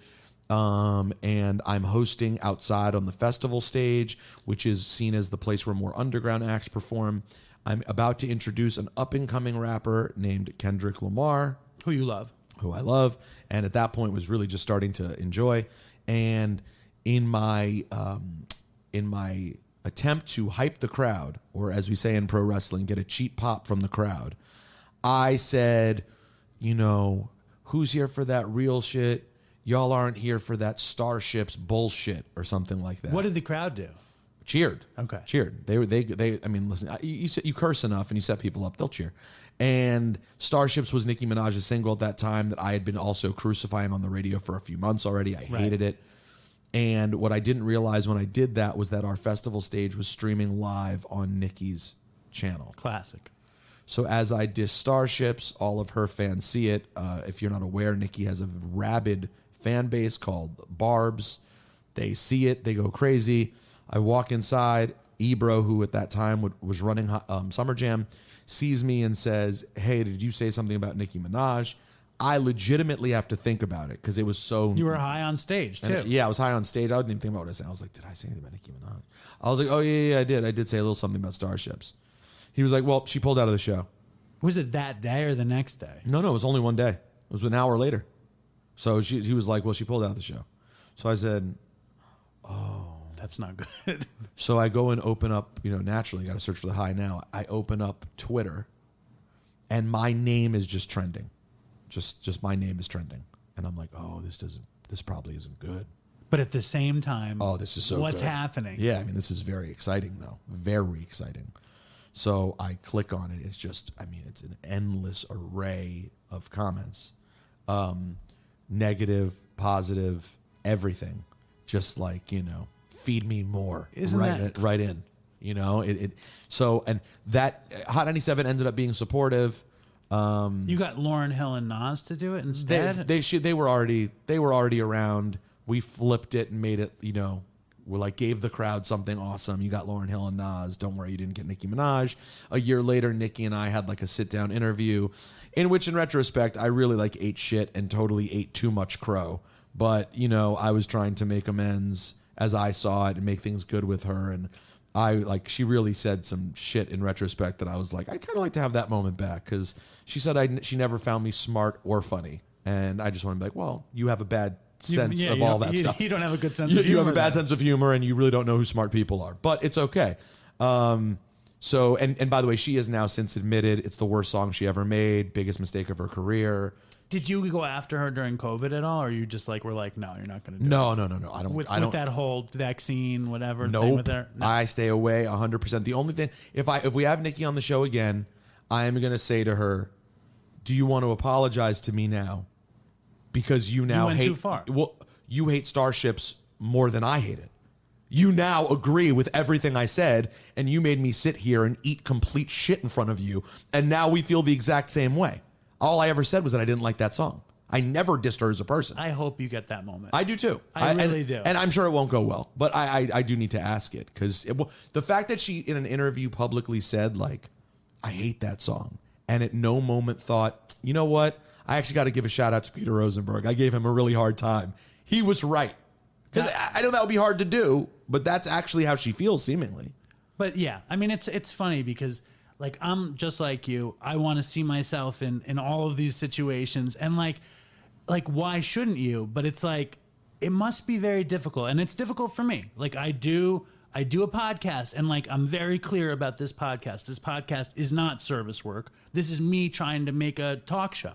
I always wanted to have a talk show, and now look, we're having a talk show. Right. It's I happen to be a drug addict in recovery. The show happens to be about drugs, addiction, and dumb shit. And I think you cover some of it, if not the DMT vaping, other aspects. But when I get high off of the adulation or off of somebody saying they got sober because of the show, is that okay? As somebody who has a problem with validation and attention, and your job is to get attention, when is it good?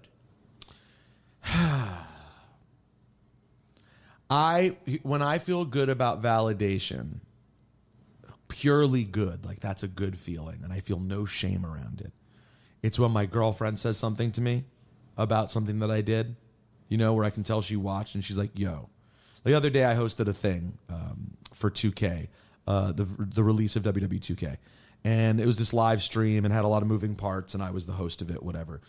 And afterwards, Natalie was like, you're so talented. She was like, you're just so good. I can't believe how good you are at everything that you do. When it comes to you hosting, you're just so good. That, I was like, she means that? I love her and care about her opinion. This is a worthwhile thing to feel good about. It felt nice. That feels really nice. What I try not to do is get gassed off of just the tweet that says, yo, saw you doing that 2K shit. That's not worth feeling high for. What is that? That's literally, you're just seeking out a morsel of your name being said in public. For me, it's like, I'm like, okay, they like it. Okay, nothing bad. I'm like constantly scanning for somebody to be like, I don't like it. And then like, well, I don't like it's every day. So like when you get when I get a bad review or like a comment, it really bugs me out in like an unnatural way. Like it's something like I know I should be more comfortable with. I know I shouldn't care. Does it ever hit you like that? Oh yeah. I respond to negative way more than positive. I get into arguments in my comments. You know, if someone's like says something that I find offensive or inaccurate, I will go back and forth with them. I don't think I should. I think it's stupid. I think every back and forth I've had recently publicly have been unnecessary and avoidable. In the end, I didn't feel good. I get into things with people who are nasty. I have a tendency to want to step up against people that I can tell are nasty, and I want to fight against those people with every like bone in my body. Those are not the people to fight with. Right, because that's all they want. That's all they want. They're succubuses. They live off the fucking fight. They're living off the fight. And in my experiences with most everyone I've ever really gotten into it with, like I'm not talking about Nikki. Nikki was about one specific thing. I mean like people who I've really had like a back and forth war of words about, like where it continues. I know they're bad. Like I know, I can see them. I can see that like you are not kind. You don't have a program. You are not keeping any sort of program at all. Right. There's no part of you that's going to feel bad about this. Whereas I have a tendency, I get into it with them, and then 3 days later I send them a DM like, hey, this was too much, blah, blah, blah. Yeah. And then guess what they do? They air out the DMs. They go out and they go, this bitch just DM'd me. And I go, well, I know you think I'm a bitch because I'm apologizing, but I actually consider that being a good person, but whatever. What about this Jason Lee bullshit? I don't even know who it was. That's a perfect example. I thought it was Jason Lee from Mallrats. The actor. Yeah, I know. A lot of people said that. That's just a great example of it. Like, you know, I got offended by him saying things about me on like random. Someone would send me a clip of him talking about something related to our show, and in doing in the morning show. Yeah, and in doing so, when he mentioned me, he would just be like, that white boy, culture vulture, and those specific words would resonate with me as like, okay, and. Meanwhile, we'd had him on our show, and while I don't remember like loving him in the interview or vice versa, it certainly wasn't nasty. It was respectful for sure. So you come in, you do a respectful interview on our show, and then the next time I see you talking on the internet, you're calling me a culture vulture. Like, I have a problem with that. That upsets me. I really, really care about my reputation in hip-hop, and I know there are people who don't like me for many reasons, but one thing it would be really hard to accuse me of is that I take more than I give. That's a really tough argument to make. I spend a lot of time giving to artists and to music and to the right things in hip hop in a way that is not financially, rewarded. Right, but that's also what you love about hip hop. You know, that like you love the culture. You know, you're not in it for the fucking smashes. You're in it for amazing music. That's yo, bro. Like, and I'll weigh out whether I should say this out loud or not. But it's a perfect example of what I'm saying. When they hired me 2 weeks ago or whatever, they called me to do the Fife SOBs thing. It's a promoted event. So they're like, we can talk about budget. The second they say that, I go, there is no budget. This is for Fife's estate, right? I don't want, but there's no budget. No one's paying me to host something for Fife. No one's paying me to host something for any of the things that I've done about hip hop that I really, honestly, I don't get paid for basically any of that stuff. Even my birthday parties that I did where I put on concerts for artists, a couple of them I made a few $1,000s for sure, like a few grand. But by and large, I would get a budget from a promoter. I would take that budget, I'd spend it on the artist so they could make money. They'd come to the show, everyone have a great show. And if I walked away with a couple grand at the end, sweet. But I never made anything close to what the artists were making. Like that wasn't your agenda. That wasn't my agenda in the least bit. That hasn't been your career. Did you go back on him?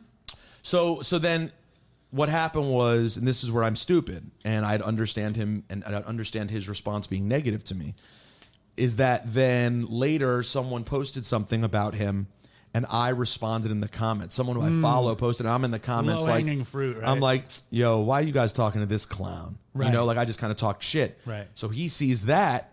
He's like, he cares about me. He He made his day. He thinks it's out of the blue. Well, yes, I hear what you're saying, but his logic that he's explained it with is he thinks I just attacked him out of the blue. We all tell our own stories, right? So Jason's version of this story is he came on our show, and then 2 years later, I just decided to shit on him in comments. That's your version of the story. My version of the story is you came and did our show. A year later, I see you talking shit and calling me a culture vulture in public, something I'm very sensitive about for no reason. And then I responded to you. But we all have our own narrative. He went to town about you on Drink Champs. Oh, yeah, that was after. He went to town to 10 minutes. I reached out to him and said, yo, you want to have a conversation? He said publicly, I'd love to have a conversation. You can come on my show. All right, I'll come on your show. Let's talk about it. Let me tell you exactly why you offended me. You can tell me how I offended you, and we can either move forward or not. I'm good with that. But that's good show business, and it's also like good human relationship. Listen, again, I sent the DM. And he put it up. I don't know if he put it up. He didn't put it up. I think he may have made fun of it. He didn't reply to me. There's no attempt to actually talk. So, like, these cats don't really want to do that. Like, they don't really want to have a conversation about whatever the issue is. So, I don't, but that's my fault. I don't need to start these conversations. It's not worthwhile. I think it's interesting because in wrestling, obviously, conflict, drama is the grist of the mill. It's the greatest part. Besides the athleticism, the storyline, the that's beef it. Yeah. is the best. Hip hop, besides the beats and the rhymes, the interplay. It's like it's so important. So like, how much program is ever in those art forms? Like, how often do you see recovery in wrestling or in hip hop? Meaning empathy, kindness. I mean, I meant like What do you hardcore program, but sure. Oh, you mean actually seeing people in program? Yeah. Oh, I mean, they're a decent amount.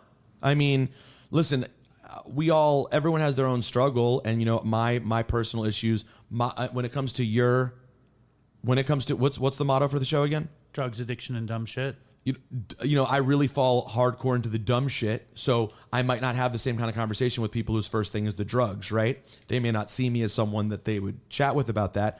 But, in both fields you see it, for sure, because they're both fields in which people went really hard, you know, whether it was partying, whether it was just hard times on their body and needing to get help in that. You know, like there's a lot of reasons for it. So, you see your share of recovery. But I mean, in terms of like the behavior where publicly people are like, hey, I want to make amends to someone. I have an issue. I want to point out my own shortcomings. Right. No, you don't. There's not a lot of that. No. All right. Well, does anyone in those industries recognize your recovery? Like, have you ever demonstrated program to like in these kind of situations where it's like, you know, even in wrestling, like I think Ric Flair recently had some kind of public problem, and I know you're tight with him. Do you ever like offer recovery morsels to him? No, I would not. I'd have to really organically get there with someone telling me about their life and what they're trying to do. You know, in the case of someone like Rick, I'm just supportive. I've seen him get into a much better place, and I'm just happy that I see him well. But he knows he's been on this path for 70 years. You know what I mean? If someone were to ask me, I would certainly volunteer help to anyone. But like I said, you know, people want someone who has a shared experience. That's the number one thing. Like general broad stroke recovery. There are going to be people listening to me right now being like, I don't even know what this dude's talking about. Like, this is not. And then there are going to be other people listening going, oh, I know exactly what this dude's talking about. You know what I mean? And you want to seek someone out who has experience in the area that you have. You know, I was fortunate to meet people who were really helpful to me because of experiences they had. My situation played out differently than most of them. Most of them ended up like getting back together with their wife. Everything worked out in the end. My path didn't go that way. You know, I had to go through the whole process in very short order. It was like When did it all go down? October 2018 it started. Paper signed May 1st, 2019. Which for anyone who's ever been around a divorce knows, Fast. That's fucking fast. That's obscene. Right. I mean, Kanye and Kim are separated now for like a couple of years. Like this thing is, it takes time. And it did not take any time. It was... And when you say things happen the way they should, I always say things happen the way they do. You know what I mean? It's like, if it's happening, that's what's fucking happening. It didn't happen the other way. No, and listen, and in the case of me, it took a while for me to believe that what happened was not like... One of the most painful things about loss and making mistakes is struggling to accept, right? Like lack of acceptance is a big problem. It is painful to not accept. Yes. Once I gained acceptance, first of all, that like my life was different. It was going to be different now. First, I had to get to accepting that. Like, hey, that whole thing that you knew, that whole thing that like the last 14 years or whatever that you thought was one way, that's no longer going to be what it is. That takes time. Once I accepted that, then later after that, the real joy starts to come in when you accept, all those things that happened weren't... Yes, mistakes were made. Regretful things happened. But none of it's a mistake. It's all just what happened. It's all just what happened, and here's where we are. And where I am now is a really lovely, healthy, positive feeling place. I'm not saying I don't have my moments like we just talked about where like I feel I get into it with someone I shouldn't and I make myself upset and I'm like, I acted erratically because I was chasing validation. It still happens. But by and large, I feel really blessed and fortunate with all the people I have around me. And many of them came through that process. Like I have people in my life. I have random people in my life who I would not have thought would be on my short list of people I call when something important happens. And yet there they are. And yet there they are. Totally. And it's like, for me, what I learned, I mean, like, acceptance is a lot of different things. Like, you want acceptance from other people. You have to accept the way things are. I need acceptance to realize that even if something is bothering me, things can be okay. And it's like that. It's like acceptance is an amazing word, amazing tool. Now, also, before we're almost done, we're just about finished. Okay. Your career is such that you might be interviewing Jay-Z one day, the next day you're talking to Ric Flair, the next day you're talking to LeBron James. Like, it's pretty crazy, right? Yeah, I don't know if I've ever had a day where specifically it was like Jay-Z one day, LeBron the next. That would be a hell of a week. But yes, your point is exactly true. It's a wild combination of people. I have weeks where the list of people that I spoke to during that week, like if I'd been writing it down forever, which is a regret, if I've been writing it down, like just my weekly calendar forever, you go. And I do have my calendar the last couple of years, but if I've been doing it forever. Be some names. Dude. Who is give me the top 5. Top 10? Yeah, I don't even know. I mean, you mean people that I've like just interviewed? like for you, like where it's like, holy shit. Okay. I'll say the people that I have relationships with, ranging from either being friendly or having some sort of bond or connection, whether it's, I'm not talking about best friends in some cases. I grew up obsessed with Mike Tyson. And then I did a podcast with Tyson for a couple of years. Yeah. They wouldn't let me listen to it. It's dead. He now got a better podcast with smarter people who ran it. And it wasn't me who ran it. He got a smarter podcast. They set it up brilliantly. It's him smoking weed in his house. It's perfect. Right. So yeah, Bite the Mic is dead. But I have all the shows. But that meant getting to really know a childhood icon in my life. Was he cool? Oh, I love Tyson. Okay. He'd be great. He'd be great for you to have one day. I know. Obviously, his recovery talk is really, really interesting. Good. Yeah. I'll listen. Keep going, and at some point, I'll try to cross that bridge. But he's excellent. Snoop, I think, is pretty cool to have any sort of like memories to be like, oh, there was one time I smoked with Snoop, that's fucking cool. He was sweet. Oh, Snoop's awesome. Snoop's super cool. I've had moments with Nas, Hove, Eminem. Athlete wise, I've had LeBron James moments before. I've interviewed Floyd Mayweather, Conor McGregor. I don't know who honestly, of the names of the last 15 years, it's like it's been incredible. I got to be very close with Mac Miller, who I consider to be an all-time. He's a Dopey legend. I mean, he must be for your audience. I'd imagine is high level, and and him and I. So Mac's a really interesting dude because we had a relationship where we weren't super close on a regular basis. We would have ebbs and flows of talking to each other, but for whatever reason, I think because I'm older and I always worried about him, I would always ask him about recovery when I saw him. This is before I knew anything about recovery, but You knew he needed it. I knew he needed it. And so when I'd see him, I would just be like, how are you? And he'd always like answer first. And I'd be like, but how are you? Right. And he knew exactly what I meant. And he'd give me, I think, a pretty honest answer about where he was in that moment. And usually, of course, it was followed by like, I'm good though. I'm good, blah, blah, blah. But now in retrospect, I remember he was putting out his second album and he had the house in California that he did the TV show at. And, for Mac Miller fans, they'll know the period that I'm talking about. He had this house in Studio City, this big ass house where, girls hanging out all the time and other artists were always there. Right. I was in California for a trip and he asked me to come by and listen to his next album. And we sat there, and smoked an endless chain of cigarettes and listened to his album. And I remember at the time sort of like laughing because I'm like, rappers are so funny. They always want you to listen to the whole fucking thing. Right. Every fucking song. And if you remember Mac's second album, it's a long album. I think it's 18 songs, maybe something like that. And I remember just being like, wow, this is so long. I've been here for a very long time. I'm still listening. It's really, really good. But and the artists are always, when they play you an album, they're like so focused on it. Each spot. They're like, listen to this spot. Right. And you can tell, and you don't want to talk too much because if you talk too much, you're going to miss a part they care about. Right. And hold on, I'm looking at the exact number of tracks so I can tell this story properly. Watching movies with the sound off. Of course, Spotify doesn't list actual track. No, maybe. 16 songs. It's in retrospect, it's an hour and 2 minutes. What he played me was probably longer because it wasn't the final album. So it was probably a little bit longer. But what a moment. But in retrospect, it's like I was in a rush to some degree. Because but that's how You don't life know. is, right? Isn't that's like how life is with And now everything. it'll end up being one of the most treasured moments of my life that I just sat alone with him and listened to his album and he took me through it. We talked all about it. It wasn't recorded.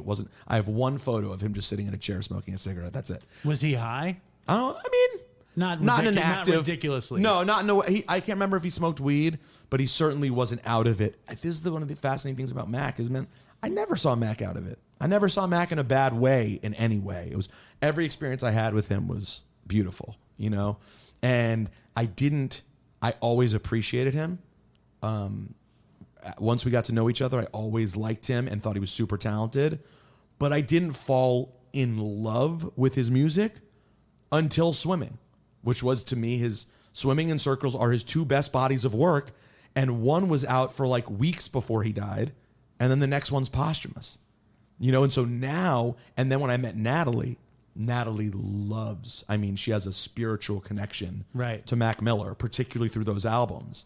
So he's become this incredibly important musical part of my life now missed too. The whole thing. I just hear bits of it now. I think I was too high, too old, too something. I gotta go back. Today, Swimming and Circles go together. They were meant to be one project, Swimming in Circles. Wow. But there's Swimming and there's Circles. He finished them both. Circles was almost done. They finished after he died, but it was basically done. Just start Swimming on track 1 and listen to Swimming in Circles. It's not that it's upbeat. It's not that it's depressing or morose. It just makes you feel. Like you will just feel listening to that music. I will check it out. It's really, I couldn't recommend it more. I can't tell you how exciting it's been to have you in my father's kitchen. It's a beautiful kitchen, by the way. It's not bad. We need to. Listen, I'm looking to buy a home right now. This would be a non-starter for my girlfriend. We have a lot of work we need to do. This is all coming out. My grandfather built that. He built that in 1976. And I'm sure it's amazing. He did an amazing job in 1976. Look, it's still here. Yeah. It's still working. My cabinet's dad, open. That's like the one sort of close. Listen, take it easy. That's like the one thing that my father did with my grandfather, and it's here. Oh, really? Yeah. It's like he's like, yeah, me and my dad made those, and me and my dad made nothing. Never. So I'm like, why didn't you ever make anything with me? I'll tell you this though, oven needs a re-up. The See, countertops. that's the re-upped oven too. And that's the what 1985. No, I think that's the 2002. Really? That's the budget 2002. I'm about to say in 2002 that was low end. That's still. the low. And my dad is. But I'll tell you what though, Jewish home, the fridge is still popping. Fridge is big, got the ice maker. Look at the air conditioner with the plastic bags wedged in. The air conditioner That's is rough. special. It's rough. It's special. It's rough. But I could have you on forever. Thank you for coming. Thank you for revealing as much as you're comfortable revealing. I think you dropped some good stuff. I hope to. Listen. The truth is this.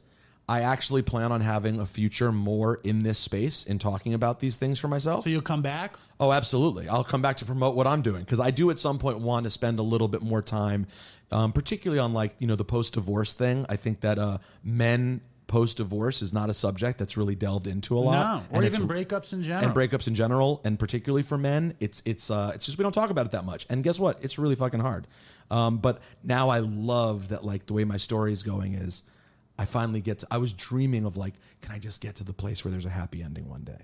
I just want to get to the happy ending where I can be see, it works out. And now I finally, thanks to really hard work, great support, and meeting an amazing woman a couple years later when I was ready, I now feel like I'm getting to this great part of the story. You're in a great moment. There's no endings until we're fucking in the dirt. That's goddamn right. The other thing is, what would be the dream? You're working fucking every job right now. What would be the dream? The dream would be my number one dream. Let's see if I'm being honest. I always said it always was built in to be late night talk show host was my thing. Okay. I was and now it feels like, would that still be the case? Would I still be able to ever be at this point what I dreamed of being? I guess if Jimmy Kimmel were to call and say, I want to make you my heir apparent. I think you could be the next me. I'm going to do this for another 10 years. You'll be in your early 50s then. You can start in 10 years. I would take Jimmy Kimmel's job. That's the dream. I would love that. But in reality now that A, I'm already 42. I have to start being realistic about where I am, and that's okay. And B, I've been around TV stuff more and seen how much shit it involves.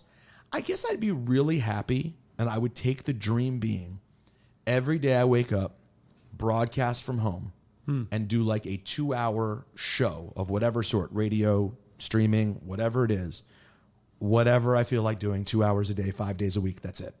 That to me would be it. Dude, if I could live even if it was at night, it could be 10 p.m. every weeknight for 2 hours. I take my calls, talk to people about the shit I'm feeling, things I'm not feeling, 2 hours a day, 10 hours a week, live off that. And then, because listen, I want to have a family, and obviously I'm going to be an older dad already when I get there, right? So it's I want to have a schedule where I can be an older dad and still do what I do. I think that would be the dream. I love it. Dude, thank you. Thank you, man. Right on. Was it the best podcast you've ever been on? Literally the best podcast. It's up there. It's up there. It's up there. All right.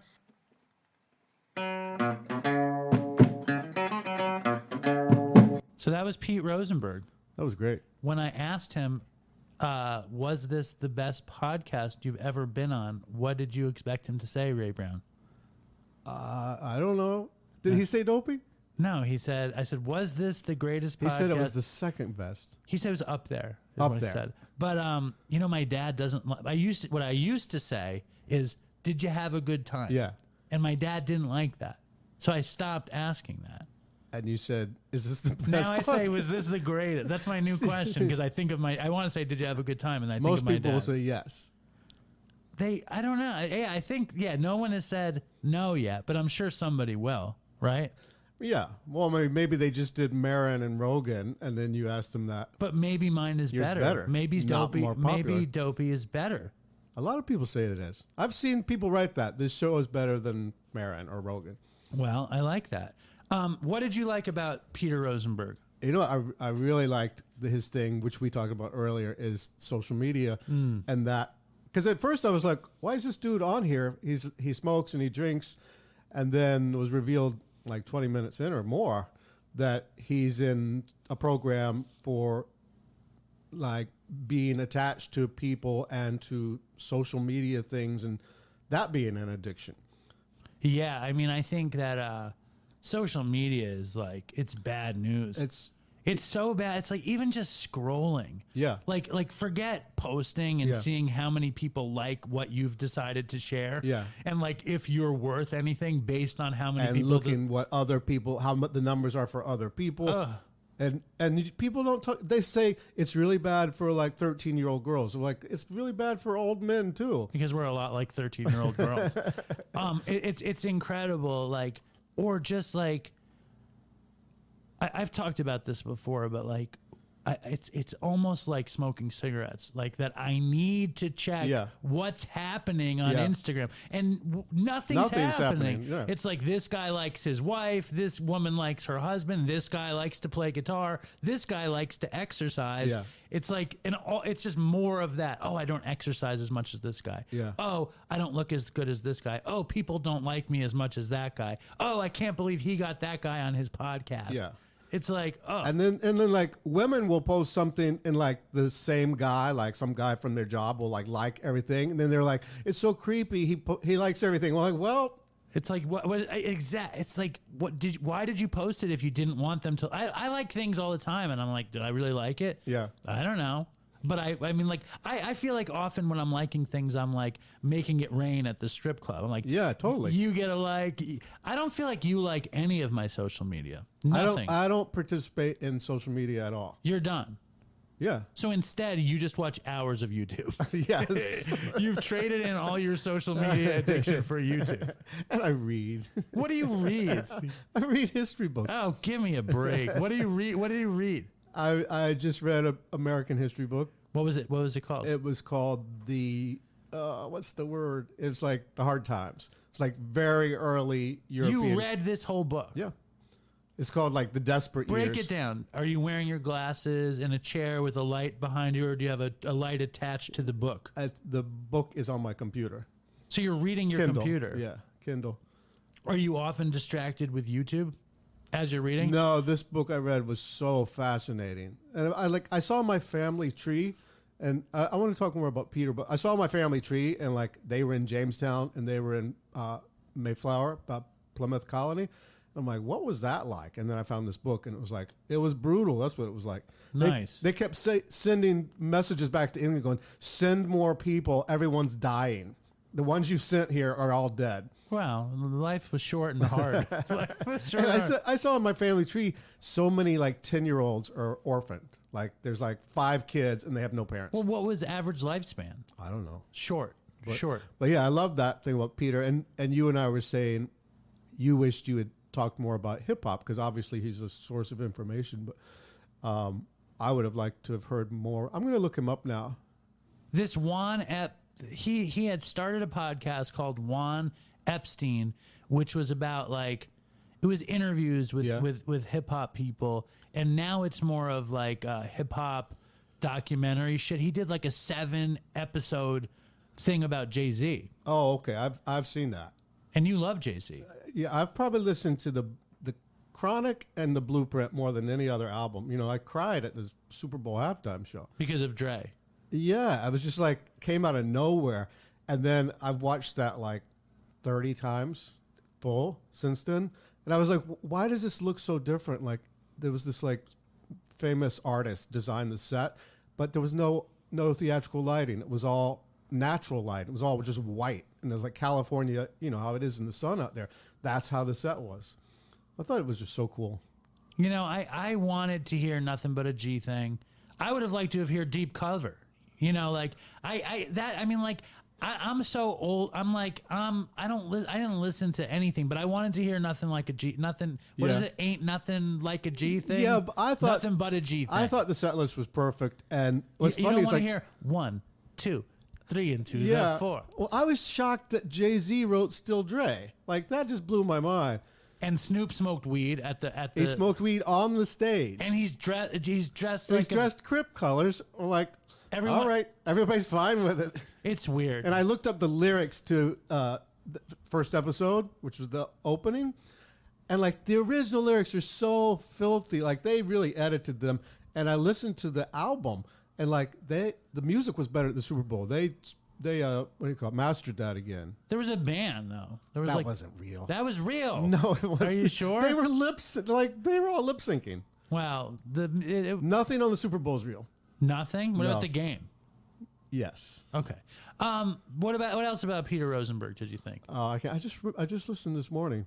No, I really enjoyed listening to him, and it's nice to have somebody come on the show Who's not a total junkie who's not a junkie. or an alcoholic? Right. We have Dave Mascalani in Australia and Peter. And then, also, I think I played it for somebody, and they were talking about how interesting it is that 12-step could help somebody who's not like you go to the playa and have a cerveza and you're ruined, or you're a total fucking heroin it addict. applies to a lot of other things. It can make a lot of people just have. I liked him talking about radio too, because I haven't listened to radio in years, but it was like KTU, BLS, me first listening to rap when it was very new. It was just started of Kiss, BLS, and KTU. It was like revelation. Like they would put something on, and you'd be like, "Oh my god, we've never heard anything like that." When I was a kid, I didn't listen to hip hop radio. I watched Yo MTV Raps and Video Music Box to death. Yeah. I would come home from school at 3:00 and put on Yo MTV Raps every day, and so I just knew the single because they had a video for it, Yeah. And I heard Peter talking about it on another podcast, how the interesting thing about rap music, since it's still so young, that no one knew what it would be like to have an artist who's 50. Yeah. How many records does somebody put out? You know what I mean? And how does it work? It's a young man's game because there were no old rappers at the time. Right. So I don't know. It's but to hear Roxanne Shante on the radio, it was just mind blowing. You like Roxanne? Yeah, I sing that song almost every day. Here, do you give it a little before we go into the voicemail? I'll give you a little Roxanne. Why'd you have to make a record about me? Roxanne. It's the best. All right, so here we go. We got a voicemail that I thought was good for Ray. Here's we just got it. Here we go. Oh.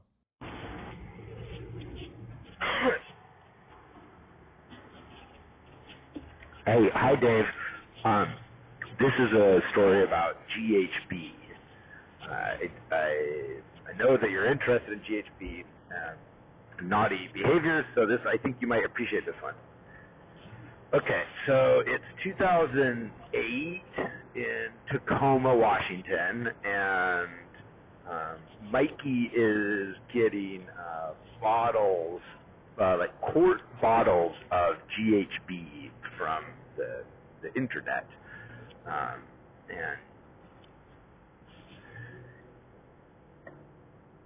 so the bottles would come. It was a Polish car cleaner, because GHB is a solvent, and it comes in a liquid. It's a solvent. And it was used as a solvent. It's a mild solvent. It's great solvent because it doesn't smell and it works good. The only problem is it gets you fucked up if you drink a tiny amount. So you take about 1 to 4 milliliters, that's an eyedropper sort of thing.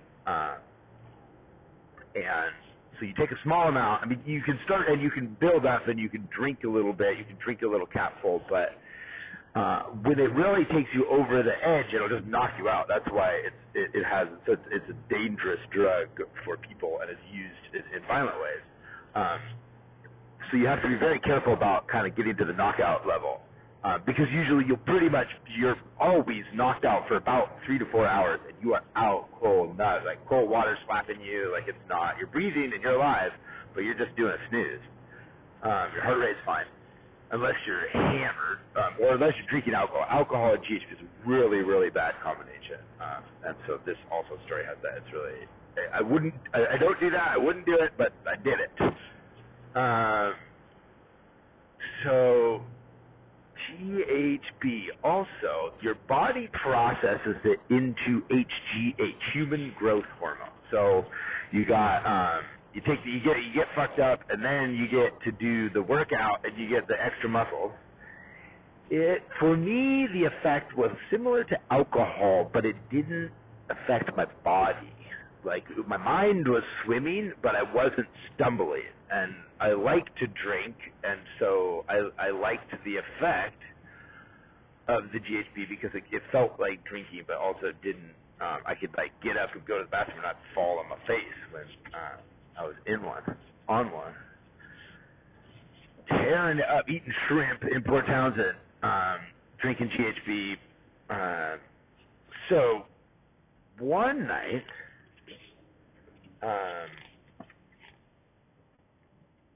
Harold and his girlfriend were over, and we all partied together, take a lot of MDMA together, and usually end up naked doing sexual things together. And we decided, we decided to take drugs that night, and drink and take drugs. And then later, I think when the sexual thing started, then the other thing about GHB is that the great side effects are the human growth hormone. It makes you want to poop, and it's a big, hard poop. It's a great poop. It's just like the kind of poop you really appreciate. And then also a really great boner.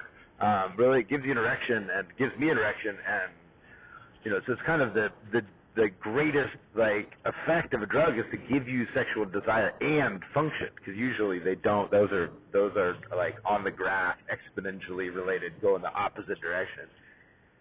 And so GHB was kind of just magic, hilarious drug. Also, it can be quite addictive and really a gnarly cycle, because it's kind of this 4-hour really weird up and down cycle. And so it turns out it's a drug. And so human growth hormone, poo-poo, and a boner. It's popular in the workout bro scene. It's like a gym rat party drug. And anybody that likes drugs will do it. And we like drugs. So we're doing drugs, and I think probably, I don't know, we had a lot of MDMA. Might have been MDMA or 2CB, but might have just been drinking, and thought, let's use the GHB later. Like, we got a boner, or we want to have a boner, we're getting drugs, and so we didn't have an eyedropper. And so we used, I didn't quite understand the volume that I was dealing with at that point, and I was like, I think a teaspoon is similar. So I think we both, Harold and I both took a teaspoon of GHB for our erections, and it certainly worked for me. It was definitely, that was one of the most dangerous things that was up there with the dangerous things. That definitely could have killed us both. And Harold had some not quite a seizure, some contractions, but everyone was still having fun. It was a very sweaty night of sexual activity, and just kind of swimming eyes. GHB, it's like the part when you take after the third or fourth dose of Molly, when your eyes are just kind of swirling around in circles. It has that kind of wonderful kind of effect, but it keeps you aware enough so you could be in that space, and your eyes are swimming and your body is floating somewhere, but you're also right there. Every junkie's dream, just being awake for the nod. And so somehow we survived that night, and everyone's okay, and Harold and his wife are all still wonderful together. They're great people with great family. And Mikey, the one that got us the GHB, is the one that has MDMA lab and 2CB lab in the basement. They would also occasionally make methamphetamines for just to show off. So I'll have to tell you about that sometime, but I think that's going to have to do it for now. All right. Toodles. Now, the sound quality wasn't great, and but I knew that when you were I'm gonna come on the show, I was I gotta save. You saved that for me. I saved it for you.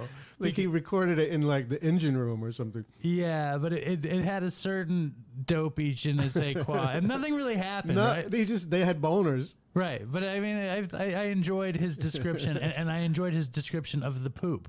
Yeah, and he said he's gonna tell us more in the next email. His name is Elias.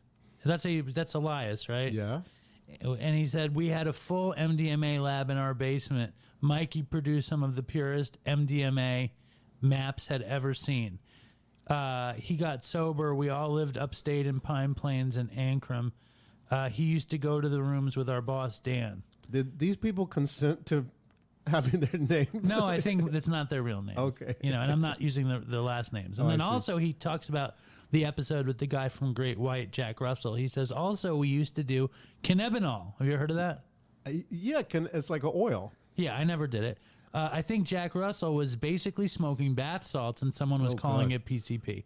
If you want to hop on the phone, I would give you some other options. If you want to pick something, I've got a library of insanity, Eli. Thank you, Elias. Ray Brown, anything you want to say before we go? Do you have any shame in your story? No. Why not? No shame. No shame in I just your didn't want to come on here and talk about it. So why did you? I don't know. What changed? I don't know. I shouldn't be ashamed. So you didn't want I felt like a hypocrite. You didn't want to come on here and talk about it, and yet you did. Why did you do it, Ray? I don't know. Did you ever do GHB? I never have. No, I never got to do GHB. Sounds really scary to me. Like one more drop and you die. I don't know if that's true. Although the high sounds great. Yes. The classic is, what's his face? Chris had his classic GHB story. Oh, right. That was the Gatorade. Blue Mountain Powerade story. Anyway, welcome back to the show, Ray. Anything you want to say before we go again? That's it? That's it. Stay strong, Dopey Nation, and fucking toodles for Chris. Toodles.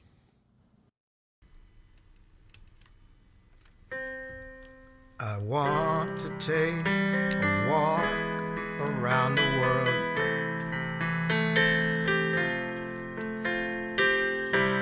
I wonder would it do me any good?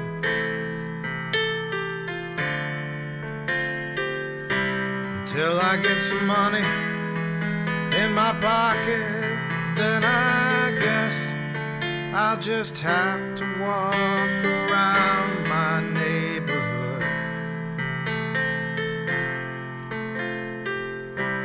I wanna be good so bad, so bad. But bad desire's all I've ever had. Oh yeah. I wanna be good so bad, so bad. Bad desire's all I've ever had. I wanna take a ride up in the sky. Watch those aeroplanes just pass me by. I wanna see a Lear jetliner take a dive, just to show all of those people what it means to be alive.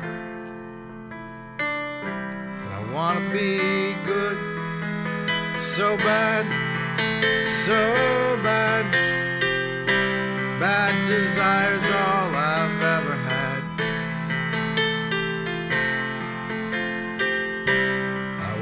Be good so bad, so bad, yeah, yeah. Bad desire's all I've ever had.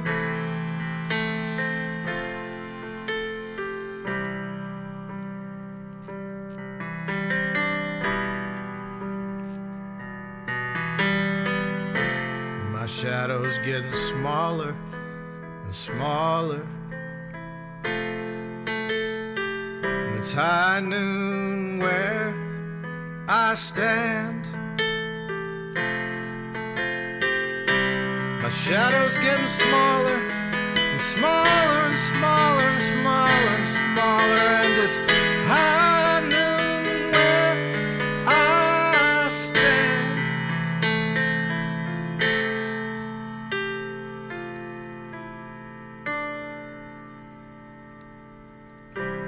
I wonder would they pay it any mind if I left this busted city far behind.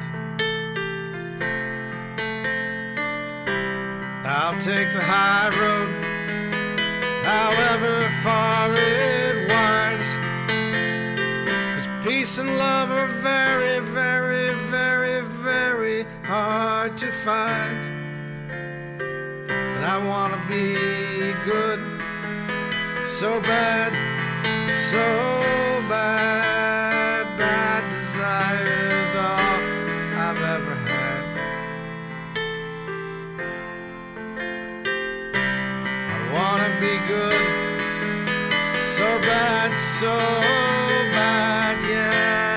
Bad desires all I've ever had. It's all I've ever had. It's all I've ever had. It's all I've ever had. It's all I've ever had. It's all I've ever had. These suckers make me mad. I wanna call my dad. Yeah, it's all I've ever had. I wanna call my dad. These suckers make me mad. It's all I've ever had. It's all I've ever had. It's all I've ever had.